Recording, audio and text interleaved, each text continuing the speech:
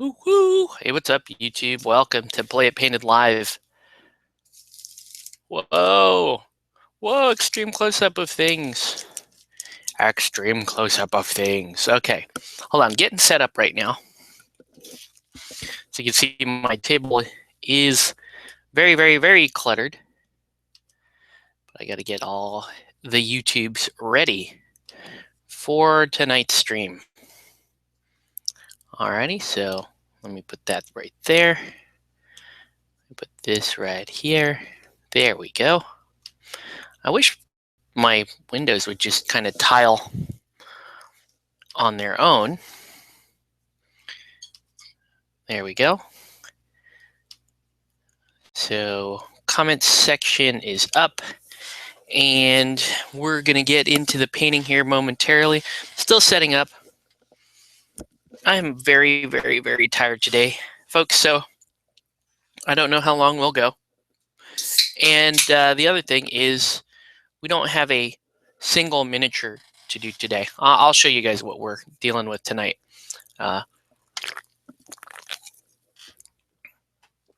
if you're just joining us, welcome to the show. So I need to eat stuff, and I just need to. Oh, here's people in the comment section. Tori Ling, hi, what's up, Tori? And David O'Connell, hey, what's up, David? So, apologize for the crunching. I just need energy, guys. I need motivation. I'm going to show you guys what I've been working on. Because if I'm being honest, it's kind of driving me nuts right now. All right. Well, yeah, I am working on a cookie, but pita chips, actually. Anyway, I'm going to give you guys the aerial of my painting desk right now. So, woo, flyby. Okay, so these are the werewolves for the Goritzi faction in Wrath of Kings, aka Team Jacob. Okay, so the other week I painted the vampire portion of this faction, aka Team Edward. So now I'm working on Team Jacob, and if I'm being totally honest with you guys, I'm not that interested in playing Team Jacob. The models are cool enough and all that. They're just a little, I don't know, just a little too familiar for me. I mean, I like the Rackham stuff, and I like some of the Horde stuff. And in theory, I like these werewolves, and they're really good sculpts. Let me show you some of the better ones. That gives me an excuse to not paint for another few minutes here, but okay. So here we go with, here's some of the really nice ones. This is a shield breaker, okay? Now that is a pretty gorgeous sculpt, if you ask me. That's a really nice sculpt, right? So I got two of these shield breakers, and they're almost done. You can see there's a lot of work done on them. They just need some detailing stuff. They're really awesome, right? Here's the rank 2 specialist, the character Duke Anton. He is, I don't know, maybe 80% done. I'm actually going to come in and do his clothing a little bit different color. It's a little, right now, just blends in with his body too much. And he's wearing heads and skulls and stuff. And then, there's some detail to be done on him, but you can tell. Here's most of him. And he looks pretty awesome, right? At least I think so. These are good sculpts. And then you've got the Squares of Alphas. Really cool. Really cool. Says the guy that is telling you that he's not that motivated to work on these. So they're good sculpts, right? They're pretty good sculpts. Here's the Squares of Skirmisher. Not bad. But the thing is, like I said, I really got into the faction for the vampires. And when I finished the vampires, I was like, you know what? I'll go ahead and finish the werewolves. And I've been playing the vampires, and they're fun, but you can feel, I can feel on the battlefield, hey, it would be nice if I had some werewolves, if I had some Team Jacob in with Team Edward, because their Team Edward in particular is very, very, very squishy. Now here's an issue I had. Well, here, let me show you some of the female skirmishers, which are pretty good. Pretty good. I generally I don't care too much about you know, werewolves, like I said. Now this is a sculpt that I should actually work on, but I don't really particularly like this sculpt. This is the Scourge Hound. And she's kind of got this like Riding Hood ninja theme to her. So this is what one is supposed to look like, right? Then I had a miscast, or not a miscast, I had a mispack. And I ended up with this one here. She came with 2 right arms. She has the sword hand, but her arms she had 2 of the same arm. So what I did was I did a little snipperoo and just decided to do. She's like holding the knife here, kind of gangster style, and it looks okay, just kind of awkward. I mean, I don't. These are some of the least favorite sculpts that I've worked with on Wrath of Kings thus far, but I think. But that said, I should say that the Wrath of Kings sculpts that I've worked with are amazing. And I'm having such a good time with this game. I don't know if Mark is going to hop on tonight. Hopefully he is, because Mark and I played a game of Wrath of Kings last night, and yeah, we're into it, man. It's good times. So, anyways, I got a whole bunch of these guys on the desk now. The choice is I can work on a few, or I can try to batch paint the whole thing. The mind-numbing way to do this would be to batch paint the entire thing. So what I might do is, why don't we let's work on, like I said, I like to work my way up. I like to work from least favorite miniatures up to most favorite miniatures, okay? So at this point, most of what's missing is like detail, clothing, that kind of thing. So we're going to take my 2 least favorite sculpts, and we're going to work on those tonight, okay? So that's going to be the Scourge Hounds. So I'm going to work on 2 Scourge Hounds, Gangster Scourge Hound, and regular Scourge Hound. And then I'm going to work on some of these male skirmishers. They're just not cutting it for me. So where's that kitty? What's he doing? Anyway, so we're gonna work on this sculpt. And we're gonna work on 4 of those. And for now, we're going to put away the female. I don't know. Maybe I should. Yeah, I should probably work on the female ones. No, let's do those. I'm going to put those away. I'm going to put Duke Anton away for now. I'm telling you, I've been sitting on these guys for almost a week or more. And that's unusual for me. I normally would have, with this really just having details left on them, I probably should have just powered through. But I don't know. Just I want to work on other stuff. And I want to get moving. I want to get to painting the Technies faction. The pigs and the gnomes and stuff. I want to do some of that stuff. The alphas are really sick. I do like the alphas, no lie. All right. Now, the only downside to not batch painting these is when I work on common colors, and there's really only one common color left, which is the blue cloth. Because I'm going to put these in blue clothing, similar to the art. Maybe I should go purple. Could go purple so that they match the whole. They match the whole faction. That's not a bad thought. Maybe we should do that.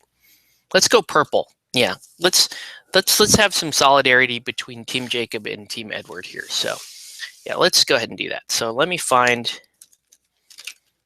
the purples that I've been using for Team Jacob and Team Edward. And there's the ink. All right.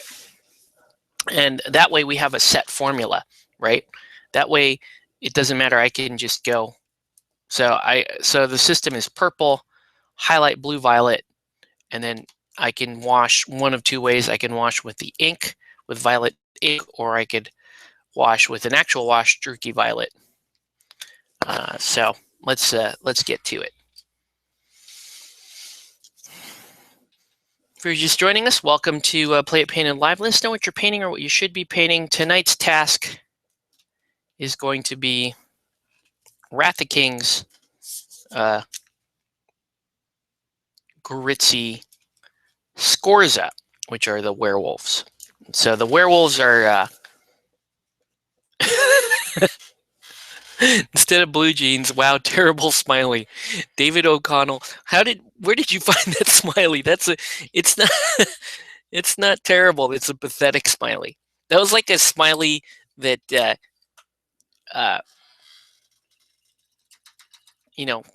didn't quite pass their exams to be a smiley. They just kind of skid by. They skid past smiley school, and teachers or their instructor or whatever took pity on them and just gave them a pass. All right. Anyway, so let's go ahead and start with the painting. So tonight's stuff is going to be boring painting. It really is. It's going to be mind-numbing painting. Now, I forget who it was. Somebody was telling, because on the live show, I tend to focus on singles. So if I was going to do that, I would pretty much just finish Duke Anton here. I would just finish him for the show. And that would be cool. In my opinion, it would be more interesting to watch. But I forget which one of you guys was telling me, hey, I kind of want to watch the line painting anyway, just to kind of see how you do it. And I was like, okay, yeah, if you want to do that, that's cool. I'm going to need that Iraqi sand. So I guess the idea here is we're going to go purple, and I guess we'll go black leather so that they will, in fact, match Team Edward. Okay. So looks like a duck, like a digger Pokemon in makeup. Yeah. So, and what I'm going to do right now, before I forget, I am going to send Mark the invite. So if he does choose to join us, he can just basically hop in whenever he feels like it.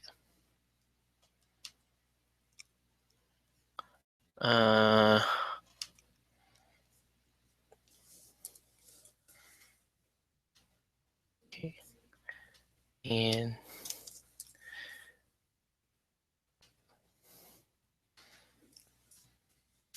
because frankly, I am super, super tired. So if he wants to hop in so that we can actually have a little discussion here about my topic, we can I can have another person to bounce these thoughts off of. Steam Powered TV, what's up? Saw hipsters aren't nerds and I clicked on it. It was clickbait. It was clickbait. I am going to talk about it though, because it did kind of bug me. Today I just kind of hit a point where I was like, I kept seeing the same kind of stuff on my feed, and I was like, you know what? Oh, I gotta say something. I gotta say something. And at least on my own channel, on the safety of my own channel, I can speak my mind. Because there's just stuff that bothers me. It's maybe it's my own baggage. I'll cop to that. Maybe it's my own baggage. Maybe it's my own scarring for being an outsider growing up, being the weird foreign kid or the weird nerdy brainy kid or whatever. The kid who played D&D in 5th grade. Maybe it was that kind of stuff coming back to haunt me. So I'm sure that's some of it. But the other part of it is just, I don't think I'm alone in feeling this. So you guys feel free to chime in if you think if you feel the same way, or if if you strongly disagree with what I'm saying, you can do that as well. Okay, so let me get started here with my whole hipster. What did I say? Hipsters aren't nerds and other. Yeah.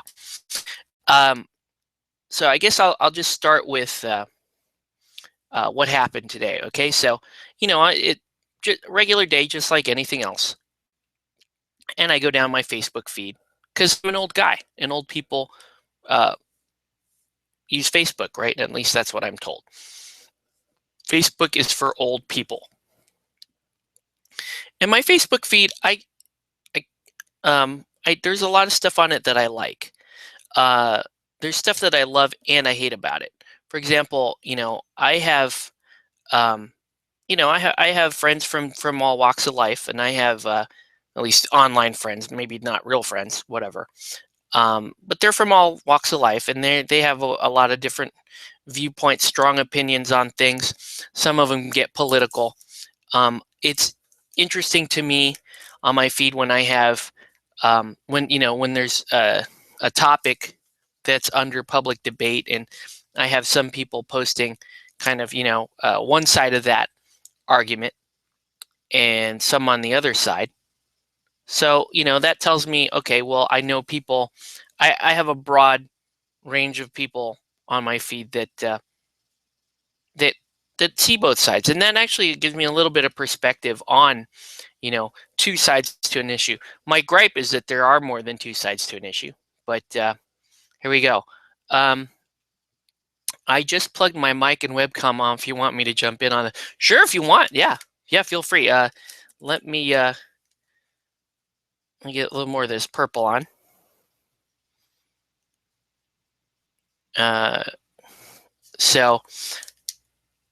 And I'll shoot you an invite, and we can, we can for sure. That would be cool. Let me. Is a friend is local and online? Yeah, that's right, Tori. That is right, sir. It would be nice to have the Tin Man on. It's been a while since you've been on the show. So let's. I'm going to send it through Facebook because that's the most reliable way to do this. So I'm just going to put it in a PM to you. Once this thing stops loading. Why is it so slow? Okay. All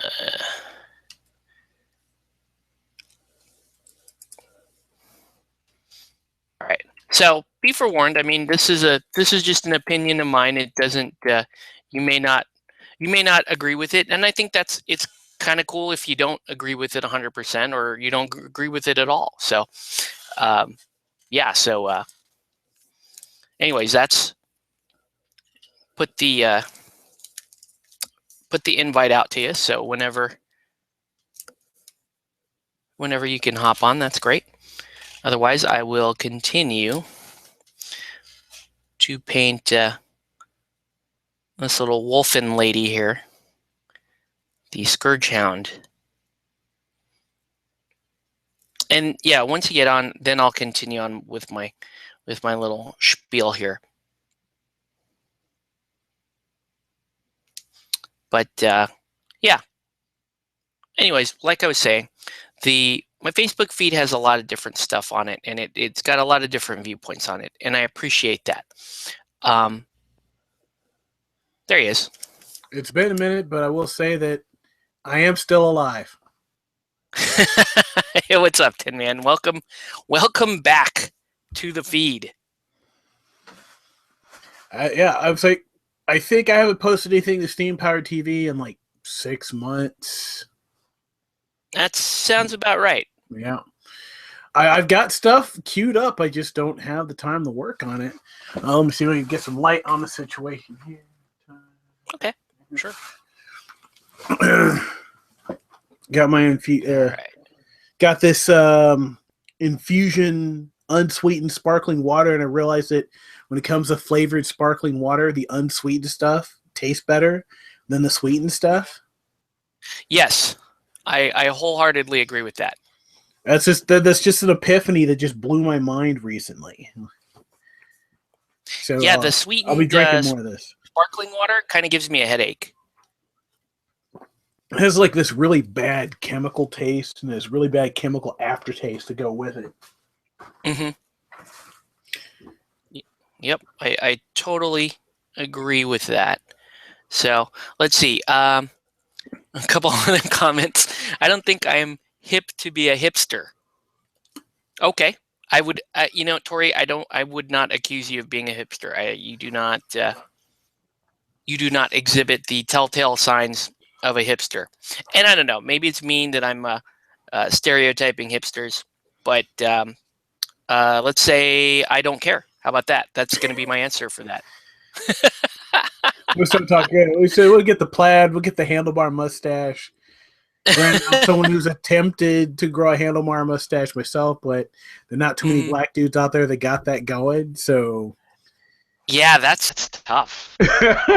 So that's a tough. To pull it off would just be cool, you know. Just to walk around for about a week, you know. Well, just you to know, turn the heads when you're walking through the shopping mall. To be an Asian guy with facial hair is difficult, so I'm calling it a win. I'm just gonna say I've got some on there, so I'm just logging that as a win. That's as close as I'll ever get. But anyway, so here's kind of what I'm getting at, right? So my Facebook feed today, it really isn't anything new than for me anyways than what I typically see. I just, for whatever reason today, it just kind of hit a point with me. I was like, you know what? I'm getting a little tired of seeing this stuff on my feed.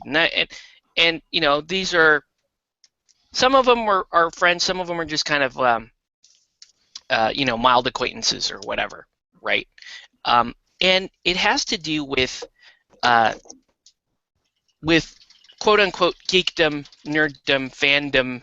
I call it fandom, okay? Because if you ask me, that's supposed to be, and it's just my opinion, but that's supposed to be the biggest or the most common factor in all of this is that people are fans of fiction or movies, comics, you know, anime, miniature gaming, all that stuff. Really, right? I mean, that's kind of the common fabric of the whole thing, is the fact that we're fans of these things, and these things are all related to they're all related to imaginary things. You know, they're, even if they are based in science, they're all, you know, it's all fantasy setting, it's all science fictional setting, and we're all fans of them. What happens though, and well, let me back up. Well, no, I don't have to back up. See, I'm rambling already. But so that's really it. If you're talking about geekdom and fandom and nerddom, what you're really, in my opinion, what you're really talking about is fandoms, right? And everybody has fandoms, and you can be, by my own broader definition, you could be like a super fan of a sports team. You could be, you know, a body painting sports fan. You can paint your belly and stand out in the freezing cold during the playoffs and cheer your team on when they miss a 27-yard field goal, for those who get the reference. But you're no less of a quote unquote nerd or geek or whatever than the rest of us. That's just kind of how I see it. So that's kind of how I lump things together. And when you see stuff on your feed, and you're like, you know, people they take one of the most common things, and actually, Tin Man, you do this a lot, and I think it's kind of cool, is you'll take like a modern twist of humor, and you'll apply it to a fandom, and or you'll share somebody else doing a meme like that. That's cool, right? And you're like, okay, yeah, that's really funny, it's clever, whatever. The things that start to kind of push me into the I guess the irritating part of it is when people start taking their fandom to what's the word I'm looking for? To authoritarian levels. Okay? authoritarian levels, and there's a number of ways in which you can interpret that. For example, one of the most common authoritarian levels is when you're into, and Tori keeps saying Star Wars here in the feed, but let's say you're a Star Wars fan, right? And there are other people that are Star Wars fans around you. And one of the authoritarian levels is like the subject matter expert level, where you're like, okay, well, you made this quote, but that's not actually true. That isn't the ship that he flew. That's not where he wore his blaster. And while there is some kind of, there's a conversational aspect to that, there's also an authoritarianism to it, right? You're kind of discrediting somebody for just liking what they like. That's one level of authoritarianism, and I think that's the one that most people are familiar with. When, let's say, for example, let's say I was just walking into a fandom that I wasn't a fan of, and I'm walking in, and the quote-unquote established fandom, they have to check my credentials or whatever. That's most people that have been in these circles have been exposed to something like that, right? Right, Tin Man? I'm not a true War Machine fan because I don't read the fluff. Or something like that, right? Trekkies are really bad about that because I was a huge Trekkie when I was a kid. Mm-hmm. And they're always trying to. The other Trekkies I knew in high school were always trying to put me down, like, oh, you. They'd say you're not enough of a Trek. You're not enough of a fan, or you're not a big enough fan. And then we try to use trivia and quizzes to try to put me on the spot there. Which is why whenever I wear anything Star Trek related, if someone starts quizzing me, it actually gets under my skin. Yeah, I hear that. And Mark just hopped on too. I know, Mark. You can also encounter this in the anime world. Very popular. That's a very common thing in the anime world as well. There's actually, I have a bit of a story from this involving the Steven Universe fandom. Oh, yeah. Who drew a character that's a whole other show, right? More like large, and she drew her as thin. Now the creators have come out and said, yeah, we're fine with whatever fan art you want to create. Mm-hmm. But the fandom, just went ape shit on her. It was horrible to watch. Yeah, I heard about that. That was ugly. Yeah. I read a little bit about that too. So, anyways, there's that kind of authoritarianism in fandom. But then there's this other kind that is like, well, if you don't like it in the exact same way that I like it, or if it doesn't mean something to you in the exact same way it means to me, then we have a problem. Then you're doing it wrong, right? And especially when it becomes like, well, if you like what I like, then your political affiliations need to be the same as mine, right? That makes no sense.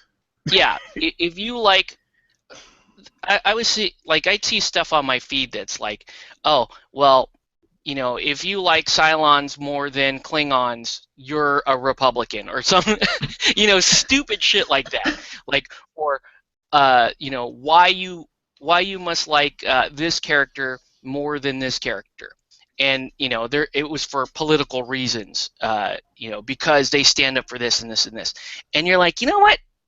That's a level of, that's a different type of authoritarianism of you're not a good enough fan, but it's the same end message, right? You're not up to snuff. You're not you're not fit to be a fan of this. And I think, Mark, you were kind of, your example is pretty much in line there, right? She's not fit. This person's not fit to be a fan because she represented a character in a way that people didn't like, and it didn't line up with them politically, and that's kind of what I'm talking about. And with regards to the hipster comment, this you can extend it out a little bit and talk about the first people that were driving hybrids around, the first people that started separating their recycling, and you're like, yeah, that's that's all really good stuff. It's when they started beating you or browbeating the people that didn't, or or trying to claim superior position over people that didn't do that.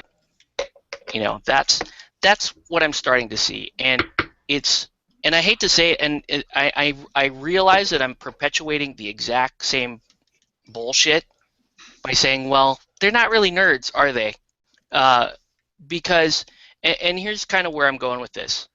And again, I totally understand it's hypocritical logic I'm applying here. The thing is, if you're a fan or a member of a fandom, and I hate to use the word member, but you associate yourself in a fandom, nothing else really matters around that. Nothing else about your life really matters. The fact that you are a fan of something does not say something about the rest of your worldview. You can. That was kind of the original beauty of the quote unquote nerd genre to begin with, right? Star Trek fans, for example, like Tin Man was saying, Star Trek fans became friends because they liked Star Trek. Yep. And they were from all different walks of life, and it was such an awesome thing when all this stuff really started, that you got to meet, or you were united with people from so many different backgrounds, from so many different ethnicities or nationalities or whatever. That part of it was cool.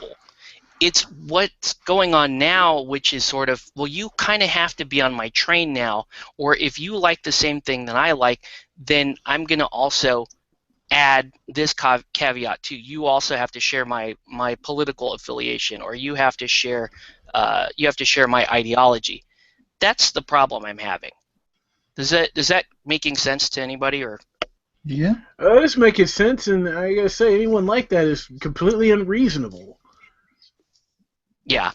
I mean, there are people I've had people I know who have political views on the opposite end of the spectrum of mine, but we were watching Battlestar Galactica and geeking out about it together the following Saturday when it came on Friday nights on Sci-Fi.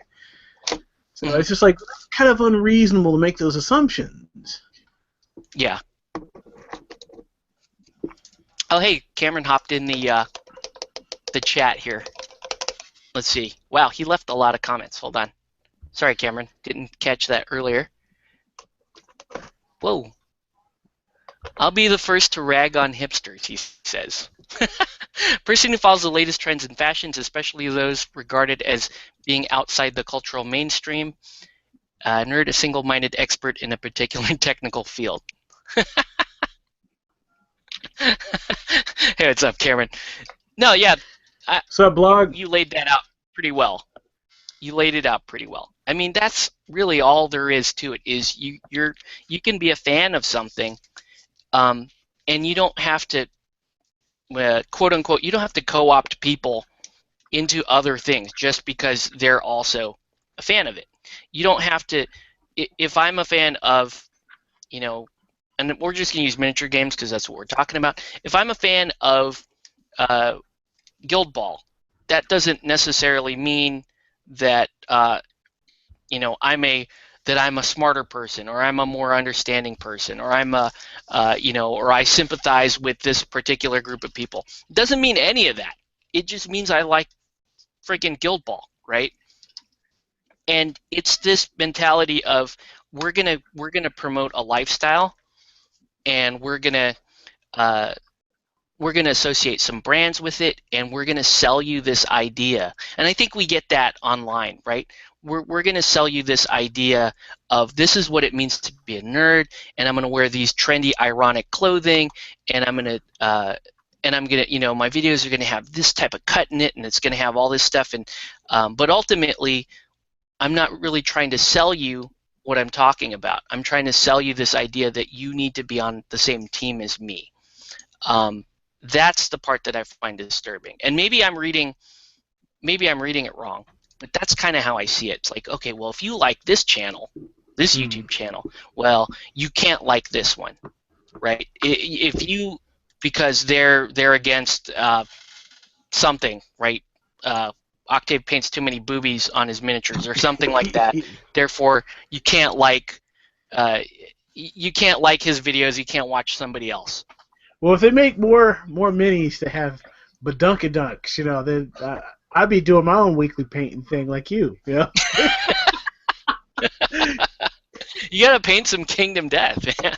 And then, yeah, then after I'm done painting and I show off the painted model, I'm gonna have them twerking, you know.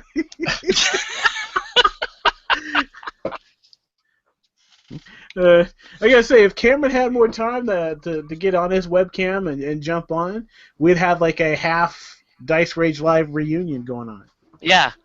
Well, this is like the best topic for Cameron too, because I want to see him like rage hard over this. Because I know he would. I know he would rage super hard over this topic, because I think he kind of gets where we're coming from. Oh, right? Yeah. And man, I don't know. Do you guys see like other examples of that? Like, let's say, and I'm just totally making it up, but let's say I labeled this video, you know, how to wet blend or whatever. Mm-hmm. And you're like, oh, cool, you know, I want to learn how to do that. And then the camera kicks on, and I've got like the plaid shirt on, and like, hey guys, what's up? And oh, can't wait to be part of your nerddumnerd.com. And no part of this video is about painting or anything. Or I might accidentally say something about painting, like use a Winsor Newton brush or something like that. That might accidentally be in there. Mm-hmm. But a lot of it is just, you know, hey, be like me, look like me, want to be like me, that kind of thing. And I'm seeing a lot of that. And I don't know, maybe, I don't know. To tell you the truth, most wargaming shows I don't even watch anymore. I used to watch them all the time. I used to get on the YouTube front page, and it'd be nothing but recommended wargaming videos. All I really watch now, I watch you when you're live. Occasionally, like when your brother posts something, I'll watch that. Just depends on the time to watch it. And I'll occasionally watch battle reports from advanced maneuvers from War Machine. And then there's occasionally I'll catch Min Off John live, or I'll catch what he posts on YouTube. But I'm not watching wargaming shows the way I used to, because quite frankly, the type of wargaming shows I liked aren't really around anymore. Yeah, There's I found some channels recently that I think are pretty promising. I like the esoteric. What are they called? The Esoteric Order of Gamers. I like their videos. They had they're doing this really weird battle report of them. They're playing a game of Wrath of Kings, like on the beach, which is the weirdest thing I've seen. I don't really know. I think it's, yeah, that's kind of a gimmick, but the game, like watching their gameplay is actually pretty good, all things considered. But I hear what you're saying.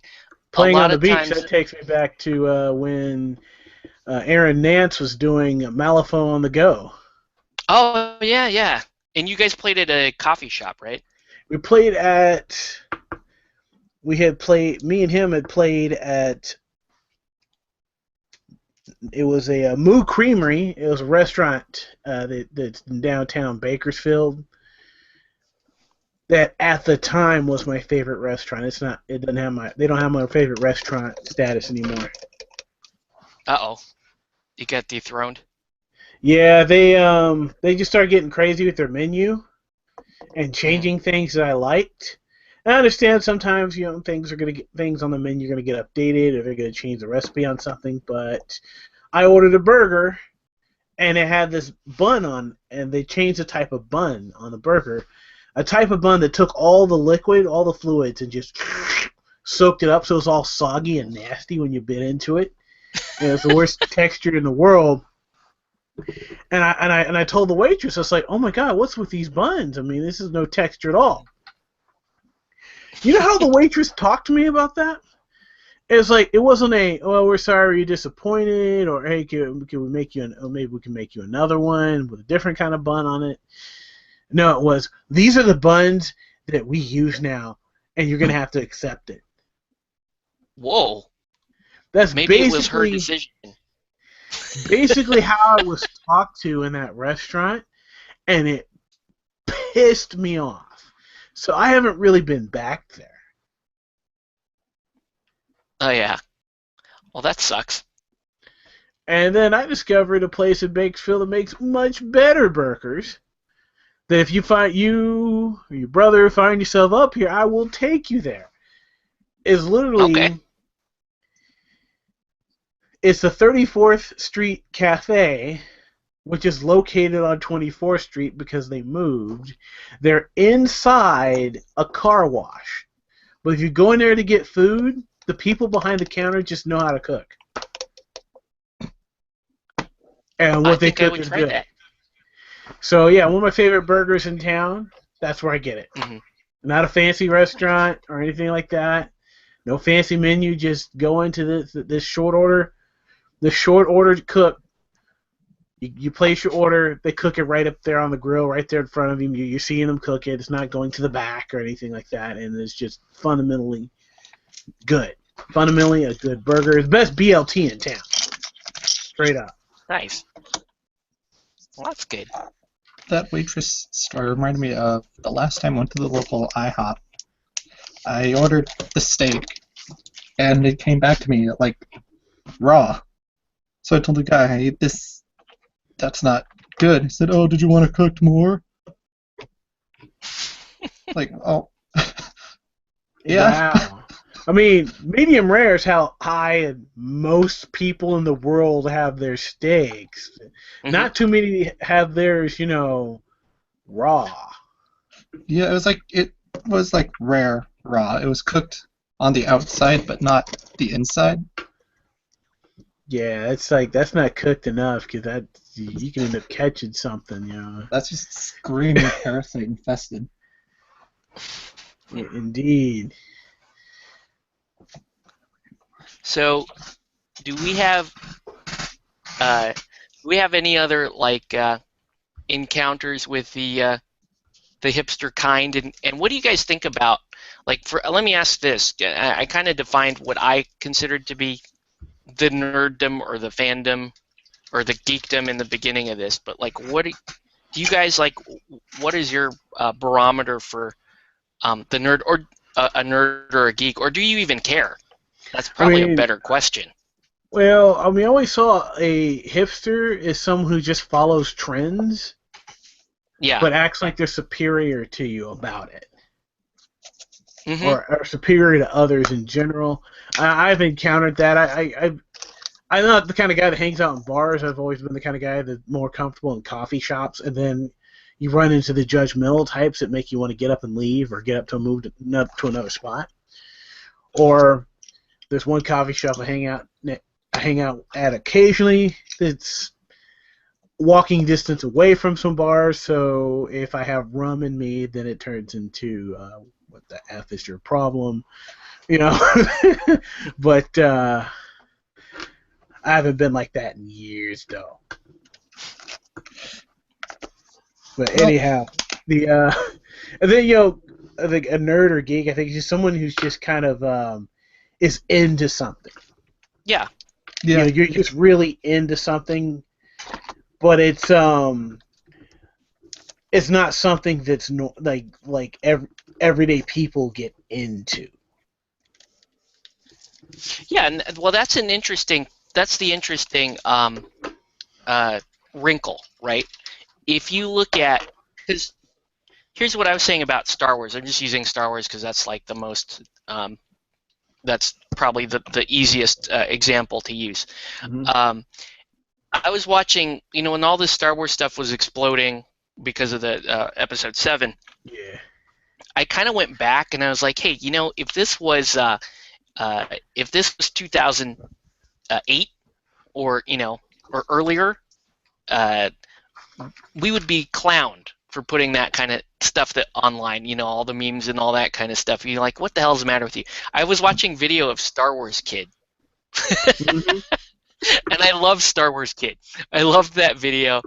And you know, they did a follow-up on Star Wars Kid and how, you know, the fact that his video went viral at the time. I think Star Wars Kid was like early 2000s. So this is what I'm talking about. YouTube. YouTube didn't even exist. So this was like 2000. This was like 2001, 2002, where people were going to Flash animation sites to see videos. Yeah. It was early 2000s, and you know, his video goes viral, and it actually had kind of, you know, he admits that it drove him towards, you know, near suicide for the ridicule and all the stuff that he faced. And fast forward to now, where it's like there's a Star Wars branded Maybelline. You know, you can get your makeup in your favorite according to your favorite Star Wars character. Yeah. So clearly that's like a marketing tool, but it kind of touches on the point where that fandom has crossed over, and so you know that is a price that you pay for, you know, something becoming that big, is you have hipsters that join in and they co-opt the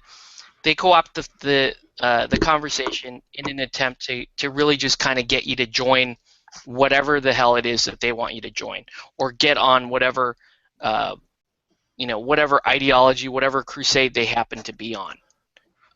So that's kind of what I'm talking about. You know, it's like, oh well, you know, if you were more aware of the world around you, you would like this character and not this character, right? Or you would have a BB-88 salt and R2-D2 salt and pepper shaker because, you know, that signifies you. And I'm a nerd, and this is geek.com, and I'm a geek guy. I'm a nerd boy. And you're like, man, back in the day, that was just, nerds didn't need to call, like, we knew who the other one was. Like, we know who each other are, right? You look look at each other from across the room, like, and you know. You know, it's like, sadly it's like you can like, I can tell at my work, like, oh yeah, that guy is a fucking gamer. I got a story. You know, and I work in a corporate environment, and you know, just like, oh, that guy, yeah, for sure, he games, and they know that about me too. It's not like we don't have to come out and, you know, I have no quote unquote nerd paraphernalia on my desk. I've got nothing like that at my work. They just know. It's like we know our own, right? We can just say it. We don't have to have the fancy blog or you know, I don't have to be wearing my Star Wars hoodie or anything like that. They just know. I think that's what I'm getting at. Is like there's a difference between that and, you know, I'm gonna wear my He-Man Masters of the Universe T-shirt to be ironic. Yeah. That's kind of what I'm getting at, and I don't know. Am I being the prejudiced one here by saying, am I being the elitist by saying, well, they're not really? I don't know. Are they not really nerds or I don't know. What do you guys think?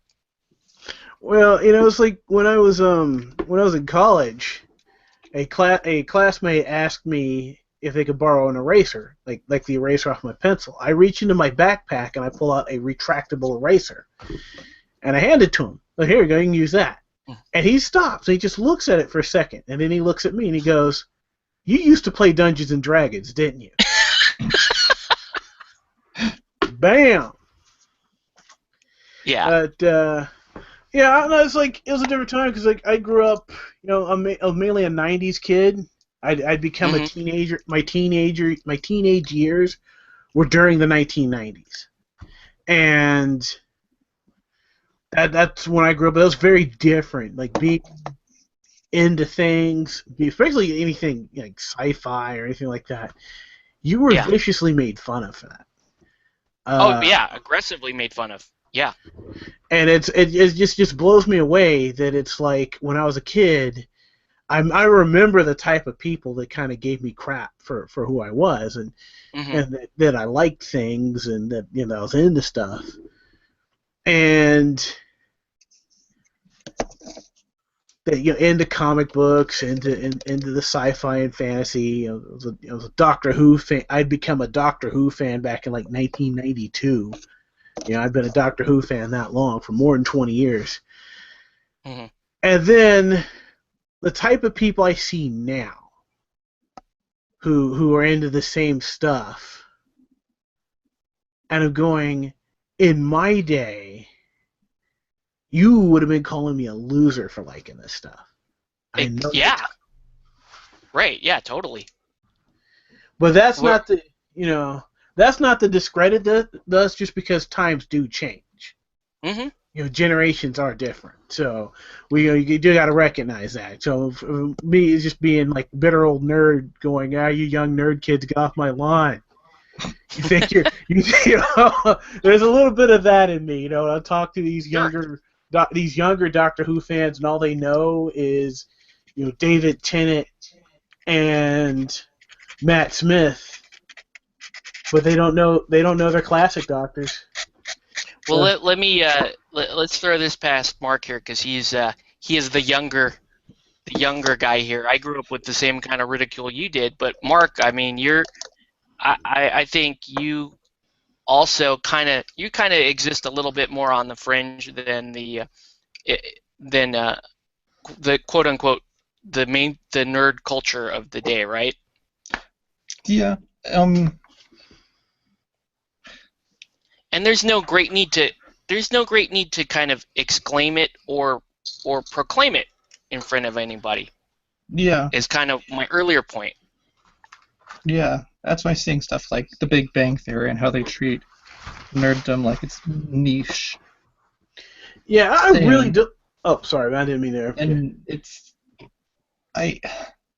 that show makes me so angry because of that exact reason. It's like, oh, this is so underground, and they have comic book merch. Laugh at that. Like, I think at least nobody laughs at that anymore. Yeah, 90% of my friends and the people that I know, and the people that I just see on the street, have some form of comic or superhero merchandise. It's not that niche or uncommon anymore. You want to know something? Oh, sorry. Yeah, I'm just gonna. I think.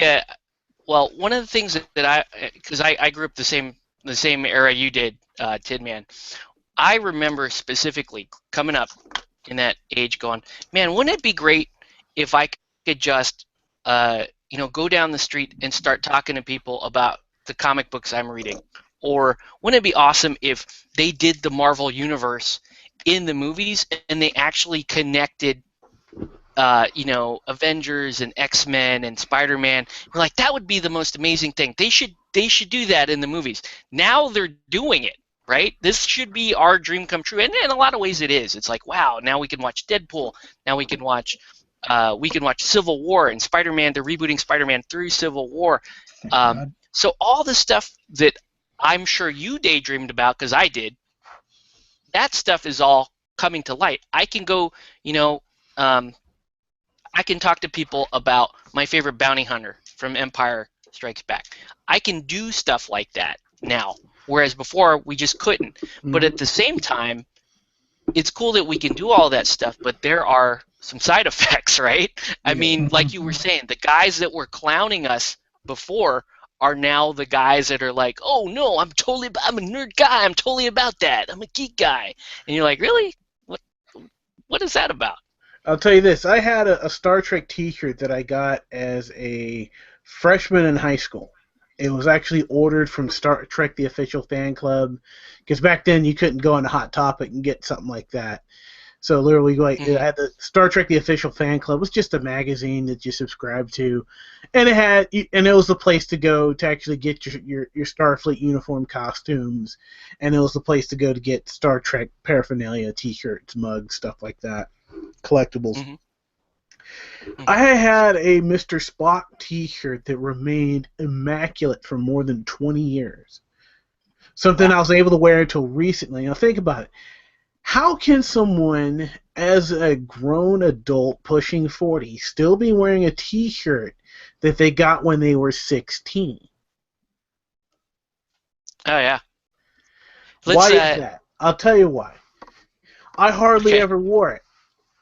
And I hardly ever wore it because every time it would start to go into my rotation of clothing I wear, eventually I would deal with people being jerks to me for wearing the T-shirt. Mm-hmm. So literally, I was wearing it in college, and I was wearing it because I'd gone on the South Beach diet and I lost a ton of weight, so I was like able to wear it again because I ballooned up big. I was like the biggest I've been in my South Beach life. diet. You're taking me back. Right, so I had ballooned up bigger than I'd ever been in my life, and I lost all this weight, so I was like all happy to be wearing the shirt because I couldn't wear for a really long time. And that's why I was wearing the shirt. I'm walking across campus, and this big muscle-bound bodybuilder-looking dude was just kind of mocking me for wearing the shirt. Go, oh, I see, we have a fellow Klingon, and trying to do this, right? Do the whole Vulcan salute thing, all that. And then every time he'd see me, he'd say, "Oh, it ain't Trekkie man, what a loser," and stuff like that. Mm-hmm. And I ended up not wearing a shirt. These kids today don't have to deal with that. These days, that person would actually be openly mocked. Like if he tried to come at you these days, and everybody around, like a lot of people, at least in this area, a lot of people around them would be like, "Hey, you're being an idiot," essentially.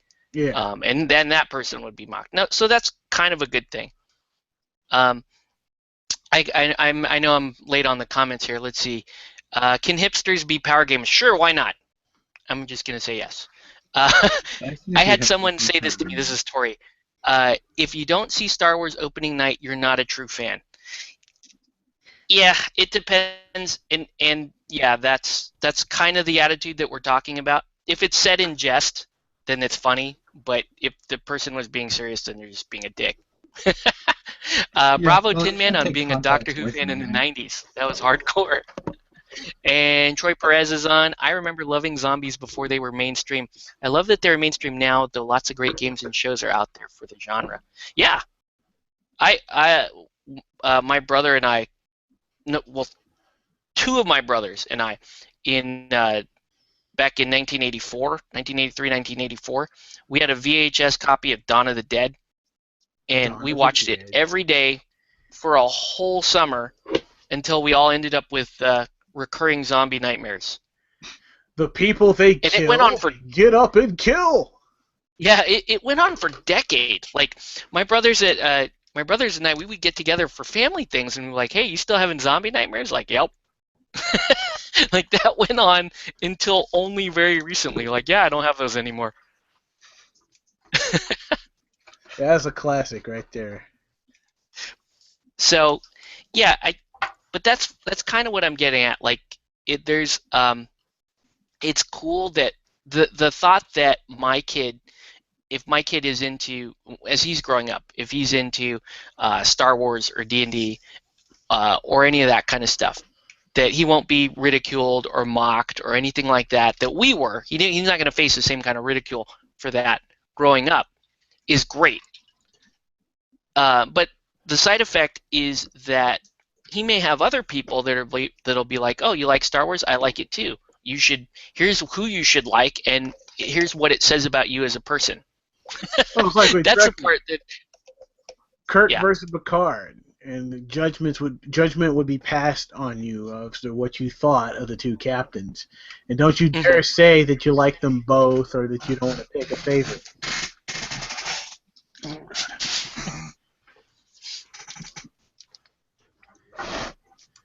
I remember, and Mark, I remember as a kid we used to watch the quote-unquote precursors to anime that would show up on TV, like Tranzor Z, Voltron, obviously, the marriage of series called Robotech, and then even the bastardized ones like Battle of the Planets. Like my brother and I we used to watch that stuff, and we'd be like, you know what would be a great movie? or be awesome is if they did full-length movies of this stuff. And now they're doing it. And actually, I can't even say that. They did it in Japan. They've had this stuff, and now it's like they're starting to import it. See, I remember as a kid watching Voltron and all that, but my first formal introduction to anime was I was taking a cartooning and comic book art class when I was a freshman in high school, and this dude brought Akira. And Akira, yeah. We watched Akira for our final. Because nice. Art classes, you don't tend to have a final exam where you take a test or anything like that. You just we just chill. You just do something fun for those last 2 hours. So literally, it was our teacher standing in the back watching this movie, going, "I don't know if I should be letting you guys watch this, but you still let us finish watching the movie." Mm-hmm. But then it was Akira that introduced us formally to anime. Yeah, Akira is a pretty big stepping stone. Oh yeah. I'm looking for my color here. Let's see. GoBots. Nice one, Tori. I remember GoBots. Leader 1 and Scooter. Yeah. The GoBots were actually integrated into the Transformers universe. Were they? Yeah. Wow. I recall reading that pretty much the company that has the rights to the Transformers at one point bought the GoBots, and then they were actually integrated into the Transformers universe.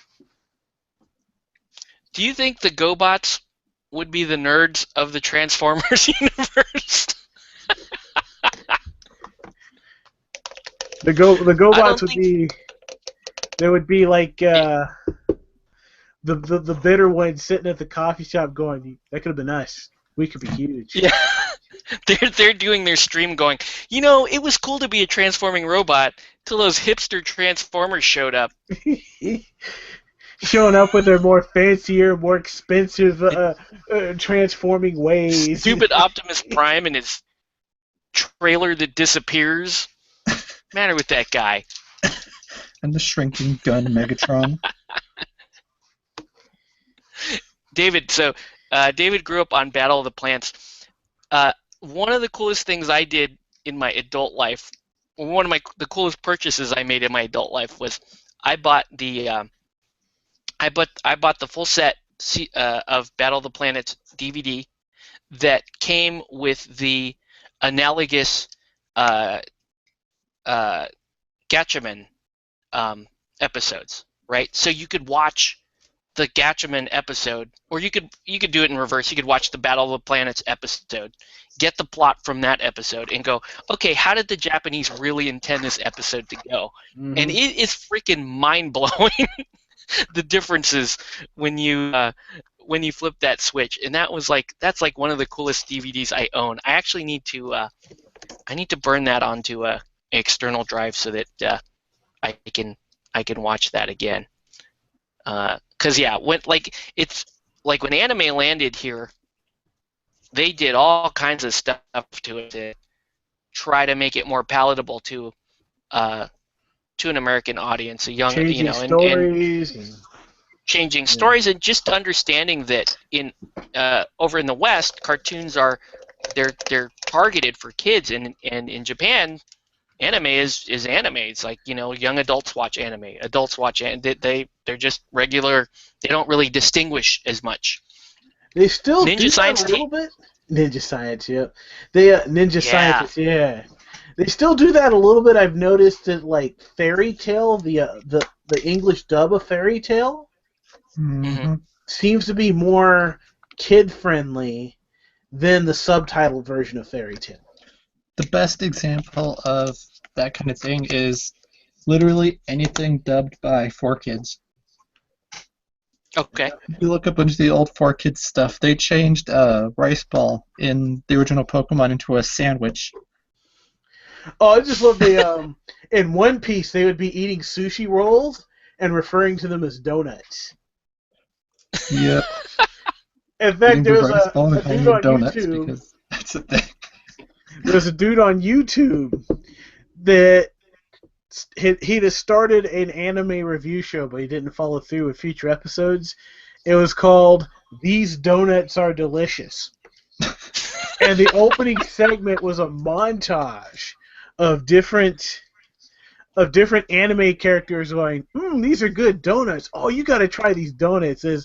As they clearly have chopsticks in their hands and they're eating sushi rolls. I gotta ask this question because Mark is my go-to manga anime resource here. Mark, how? I'm just gonna ask this, and I don't care if it's insensitive or whatever, because we don't care, right? It's a late night show, whatever. Mm-hmm. What's your take on the rising popularity of the quote unquote weeaboo movement? There are two sides where it's like the ironic like people who act like that just for a quick joke. That's fine. The ones who are real serious about it are scary. They're not to be trusted.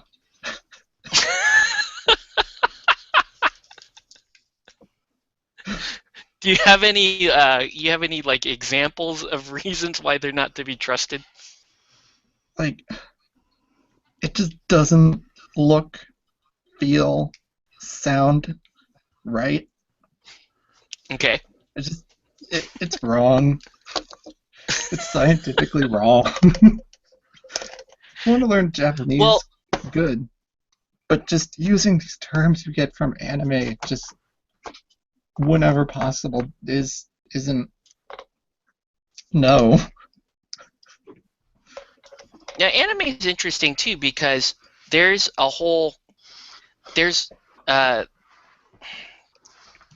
like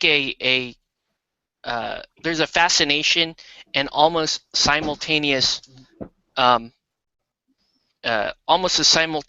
revulsion from the quote unquote hipster crowd, right?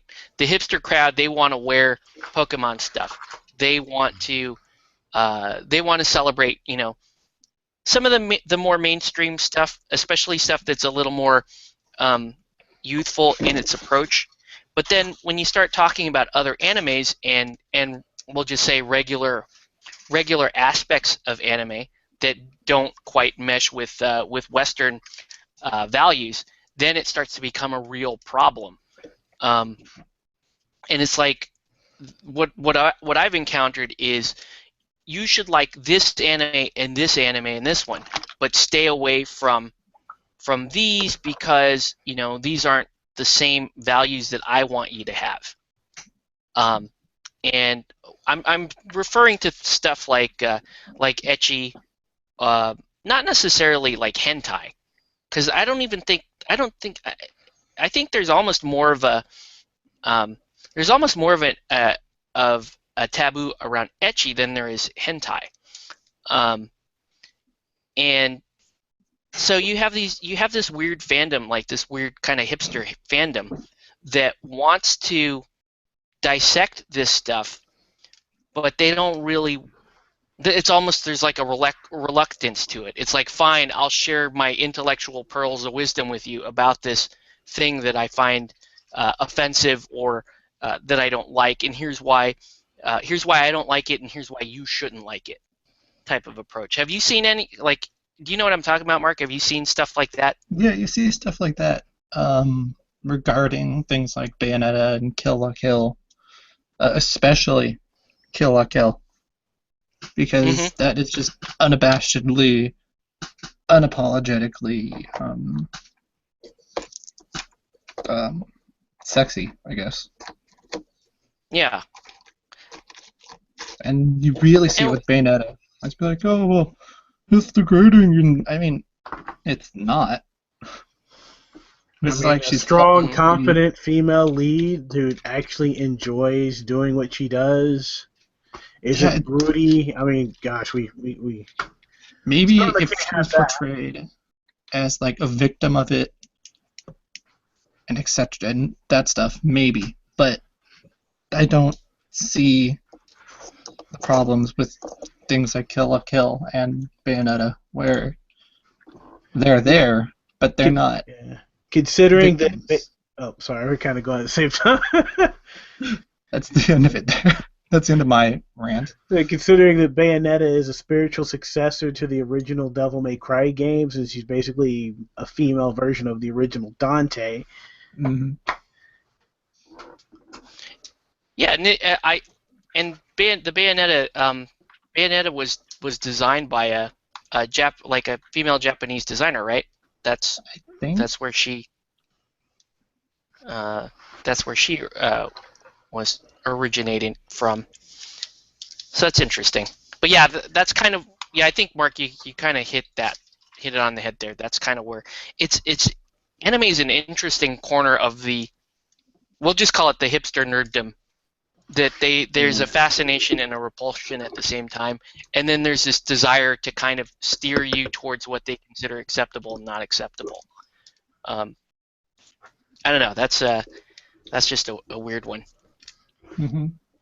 Yeah, it's one of the things. Like one pattern I've noticed, especially with the crowd that tries to say that video game characters and comic book characters are too sexy, is that really they're just really prudish.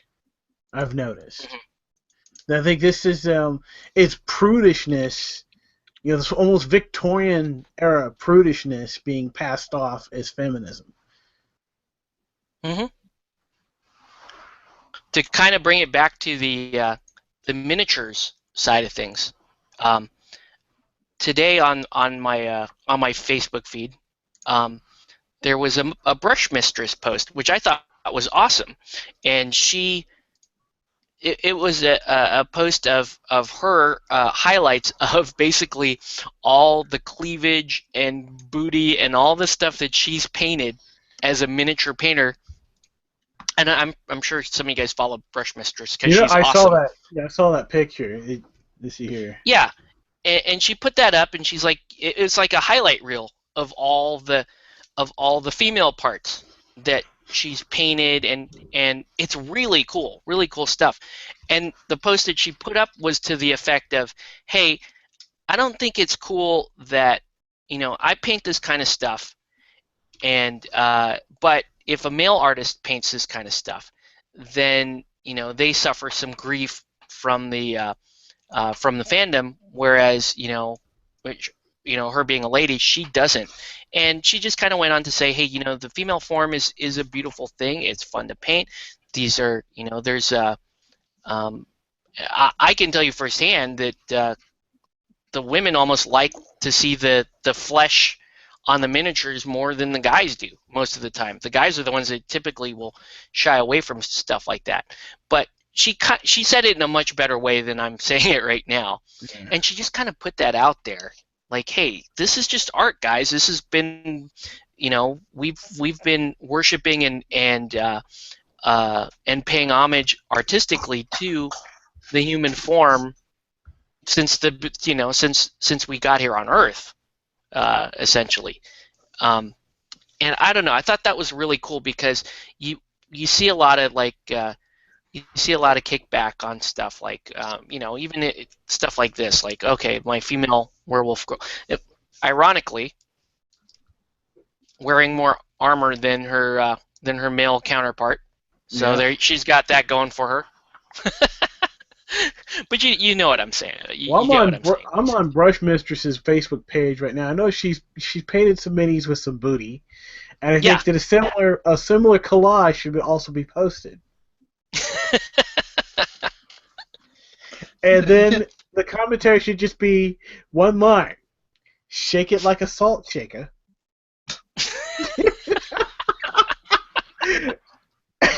And that'll be it.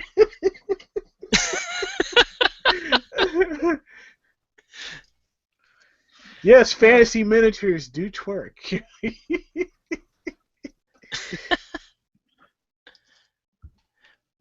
But I don't know.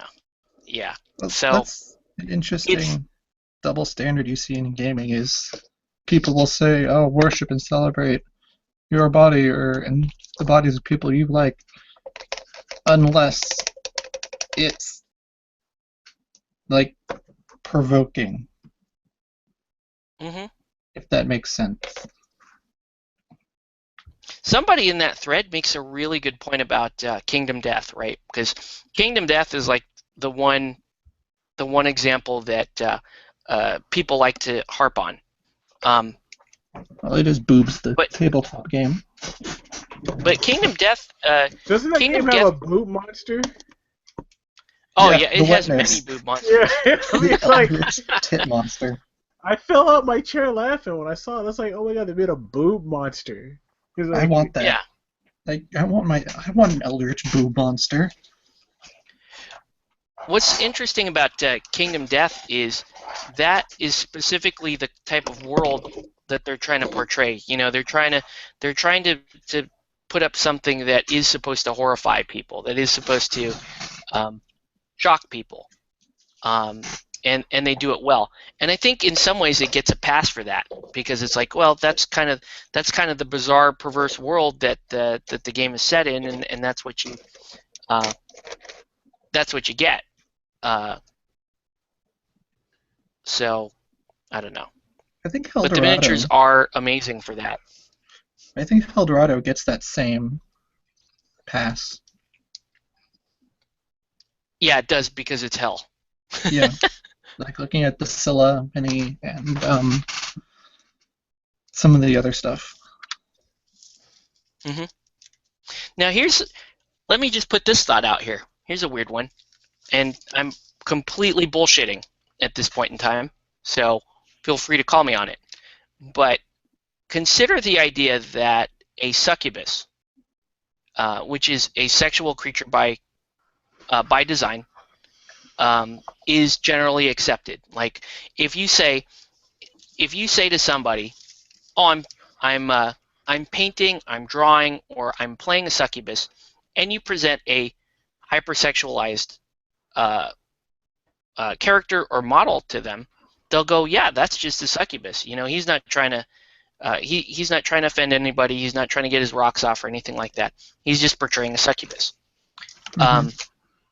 Similarly with stuff like Dark Eldar imagery, demonette imagery, it's the whole idea of the succubus, which is kind of a Western approach to sexualized, like an acceptable sexualized character. I find it interesting that you have that, and then if you were to take another sexualized character but present them within the within, say, a cultural trope of a different culture. For example, the classic anime babe. mm-hmm. Then there's a problem with that, right? The anime vixen. That's a problem. That person, that's a sexualized character that shouldn't be sexualized. Well, that's coming from the perspective of somebody that is versed on the Western side of fiction or fantasy setting, where our assumption is it's the demon that's the sexualized character, not necessarily the protagonist, because the anime girl typically is the protagonist, they don't make any apologies about sexualizing the character. Do you think that that's cultural bias? No, in that case? obviously. Mm-hmm. Definitely. Okay. I don't know. That thought just kind of came up to me right now while we were talking about painting boobs. And dunks. Speaking of which, I have Dark Space Isabeau, but I haven't gotten around to painting her yet. Oh yeah, that's a thick booty miniature there. I think that's the only wargaming character that could show up in a rap video. I could see some of the Wrath of Kings. Some of the Wrath of Kings minis. The interesting one is the Twilight Knight too, because that's the Kingdom Death. The Twilight. Yeah, Twilight Knight. She's in most of her depictions, she's she's bottom heavy. She's thick on the bottom, like as with most of those Kingdom Death miniatures. The only iteration of her in 30 mil scale where she's not is the Eldorado version, which is a good version. Yeah, the Eldorado version is like she's been doing a little bit more Pilates than the other ones. So I'm just saying, she could do those back bends or sit-ups. Well, please don't. Holy fuck! I eBay searched Eldorado Twilight Night. Mm-hmm. First listing is for $70. Really? Yep. They're both $70, except one of them, the starting bid is $44.99. Wow. Which just makes me want that many more. God damn it. I guess those minis are the one that the Kingdom Death one that I want is I missed the Candy and Cola Kingdom Death. That's kind of driving me nuts. Let's see here. Have you ever played Kingdom Death? I mean, how's it play? Oh, I have no idea. I've seen lots of the miniatures. I've painted one of them, but I've never actually seen the game played. I'm deathly curious, but I'm not like $400 curious. Yeah. So it basically you got to be $400 curious to find out.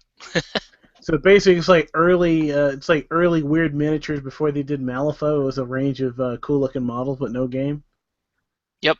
No conceivable game. Well, the designer, he says that he's always had the vision of a game, but he started off designing the art and the minis first.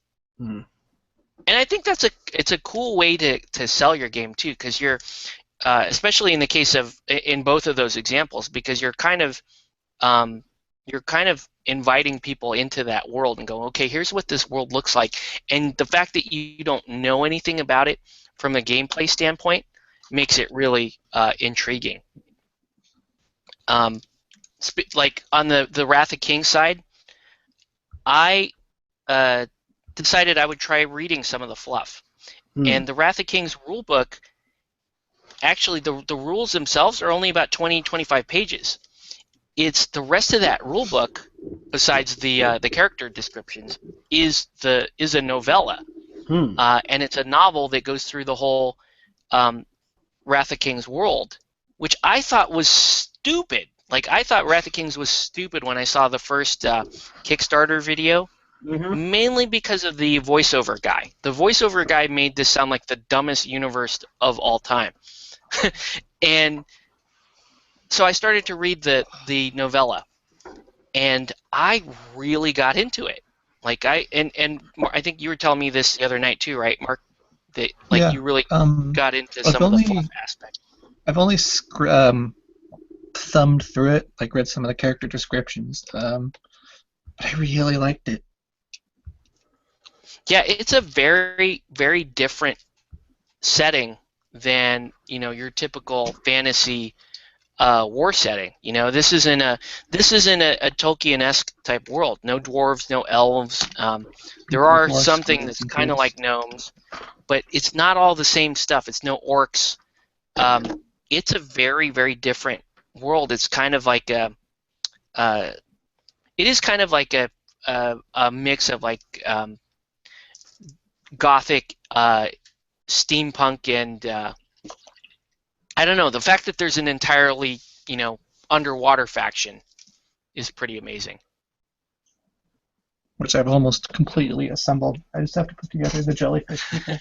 I remember the Wrath of Kings Kickstarter. That's from the people that used to do Confrontation, right? Yeah, the sculptors. These are Rackham sculptors that did, like this should look totally familiar if you've seen Rackham miniatures before. Oh yeah, they look like waffle. Okay, yeah, like that. That's exactly what they're their references. But yeah, I read all the fluff, and that just kind of brought the whole thing home to me. It's like, okay, I wasn't sure if I liked this game. I was painting the miniatures. I liked that. We played a couple of intro games of it, and we didn't know what we were doing, so it just didn't seem like enough of a game. And it wasn't until several months later, where Phil had finished building his army, and we both actually gave an honest look at the rules and studied up, and we played it. We played a full game. They were like, holy shit, this is actually a really good game. So let's go through some comments here. Lord Draconum, welcome to the show. Tori likes big butts also, Tin Man, just so you know. Just making sure. I cannot lie. How many different versions about, right? Okay, so let's see. David O'Connell says, how many different versions of Candy Cola do you have? Shit. What? I have the original Metal Relic Knights Candy and Cola. Then I've got the cannon, the water cannon, Candy Heart, Candy Knight. How many come with SDE? I think it's like 4 or 5. No, they're yeah, we'll call it 5. 5 that come with the Super Dungeon Explorer, and then I don't know. We'll call it a dozen. Probably about a dozen or so different versions. I don't have the Wrath of Kings one, and I don't think I got the Bruce Lee board game one, so I'm kind of upset about that. Which was like half the reason why I backed the Bruce Lee board game. Did you see that one, Tin Man? I did, but I didn't follow through on it. Yeah, I backed it, and people were telling me, oh yeah, don't back anything by Artistic Justice Games because or Greenbrier because of their previous Kickstarters, and I was like, yeah, but it is Bruce Lee, and there's a buy it now button, and I would be here's me with my I'm being authoritarian now and saying I'm not a true Bruce Lee fan until I hit buy it now. So I went ahead and backed it against my better judgment, and it came in, and it's okay. It looks pretty good. We'll play it at some point. But yeah, that's an interesting board game. Let's see. I was curious how many game systems those characters have crossed over into. I have no idea. The Twilight Knight alone is at least in 6 different game systems. That's not over-exaggerating either. Yeah. Twilight Knight appears in everything. Which is good. Greenleaf Terrain hops on. Kenny Eastside. That's his comments most of the time. What's up, Adam? I thought you were claiming North Side last time. Great White North.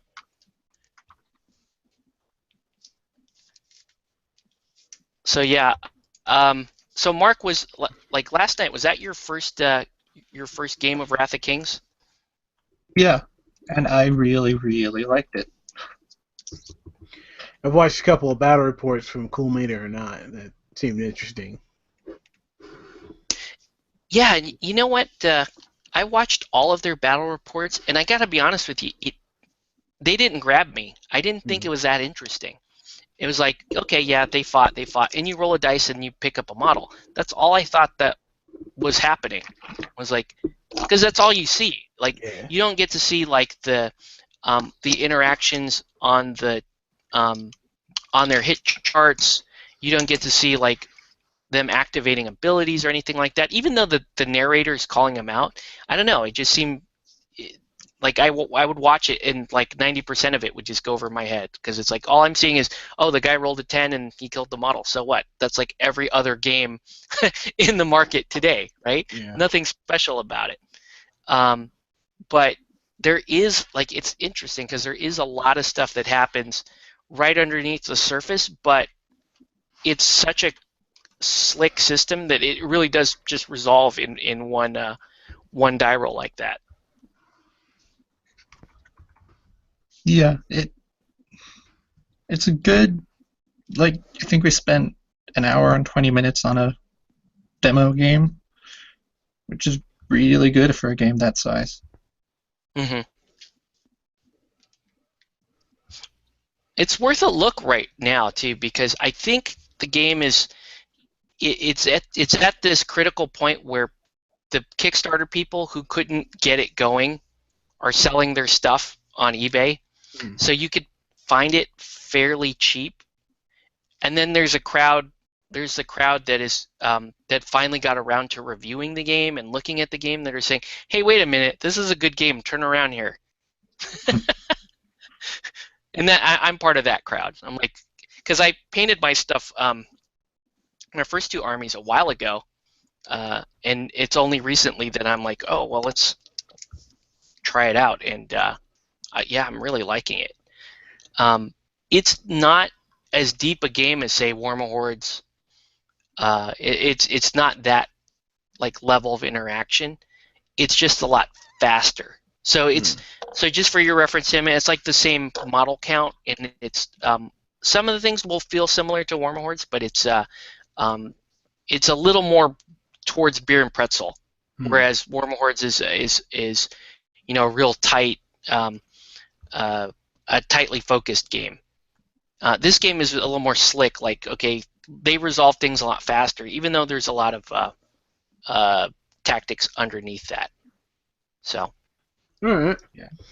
Well, speaking of War Hordes, one thing I'll let people know on my appearance here, I'm actually not a press ganger anymore.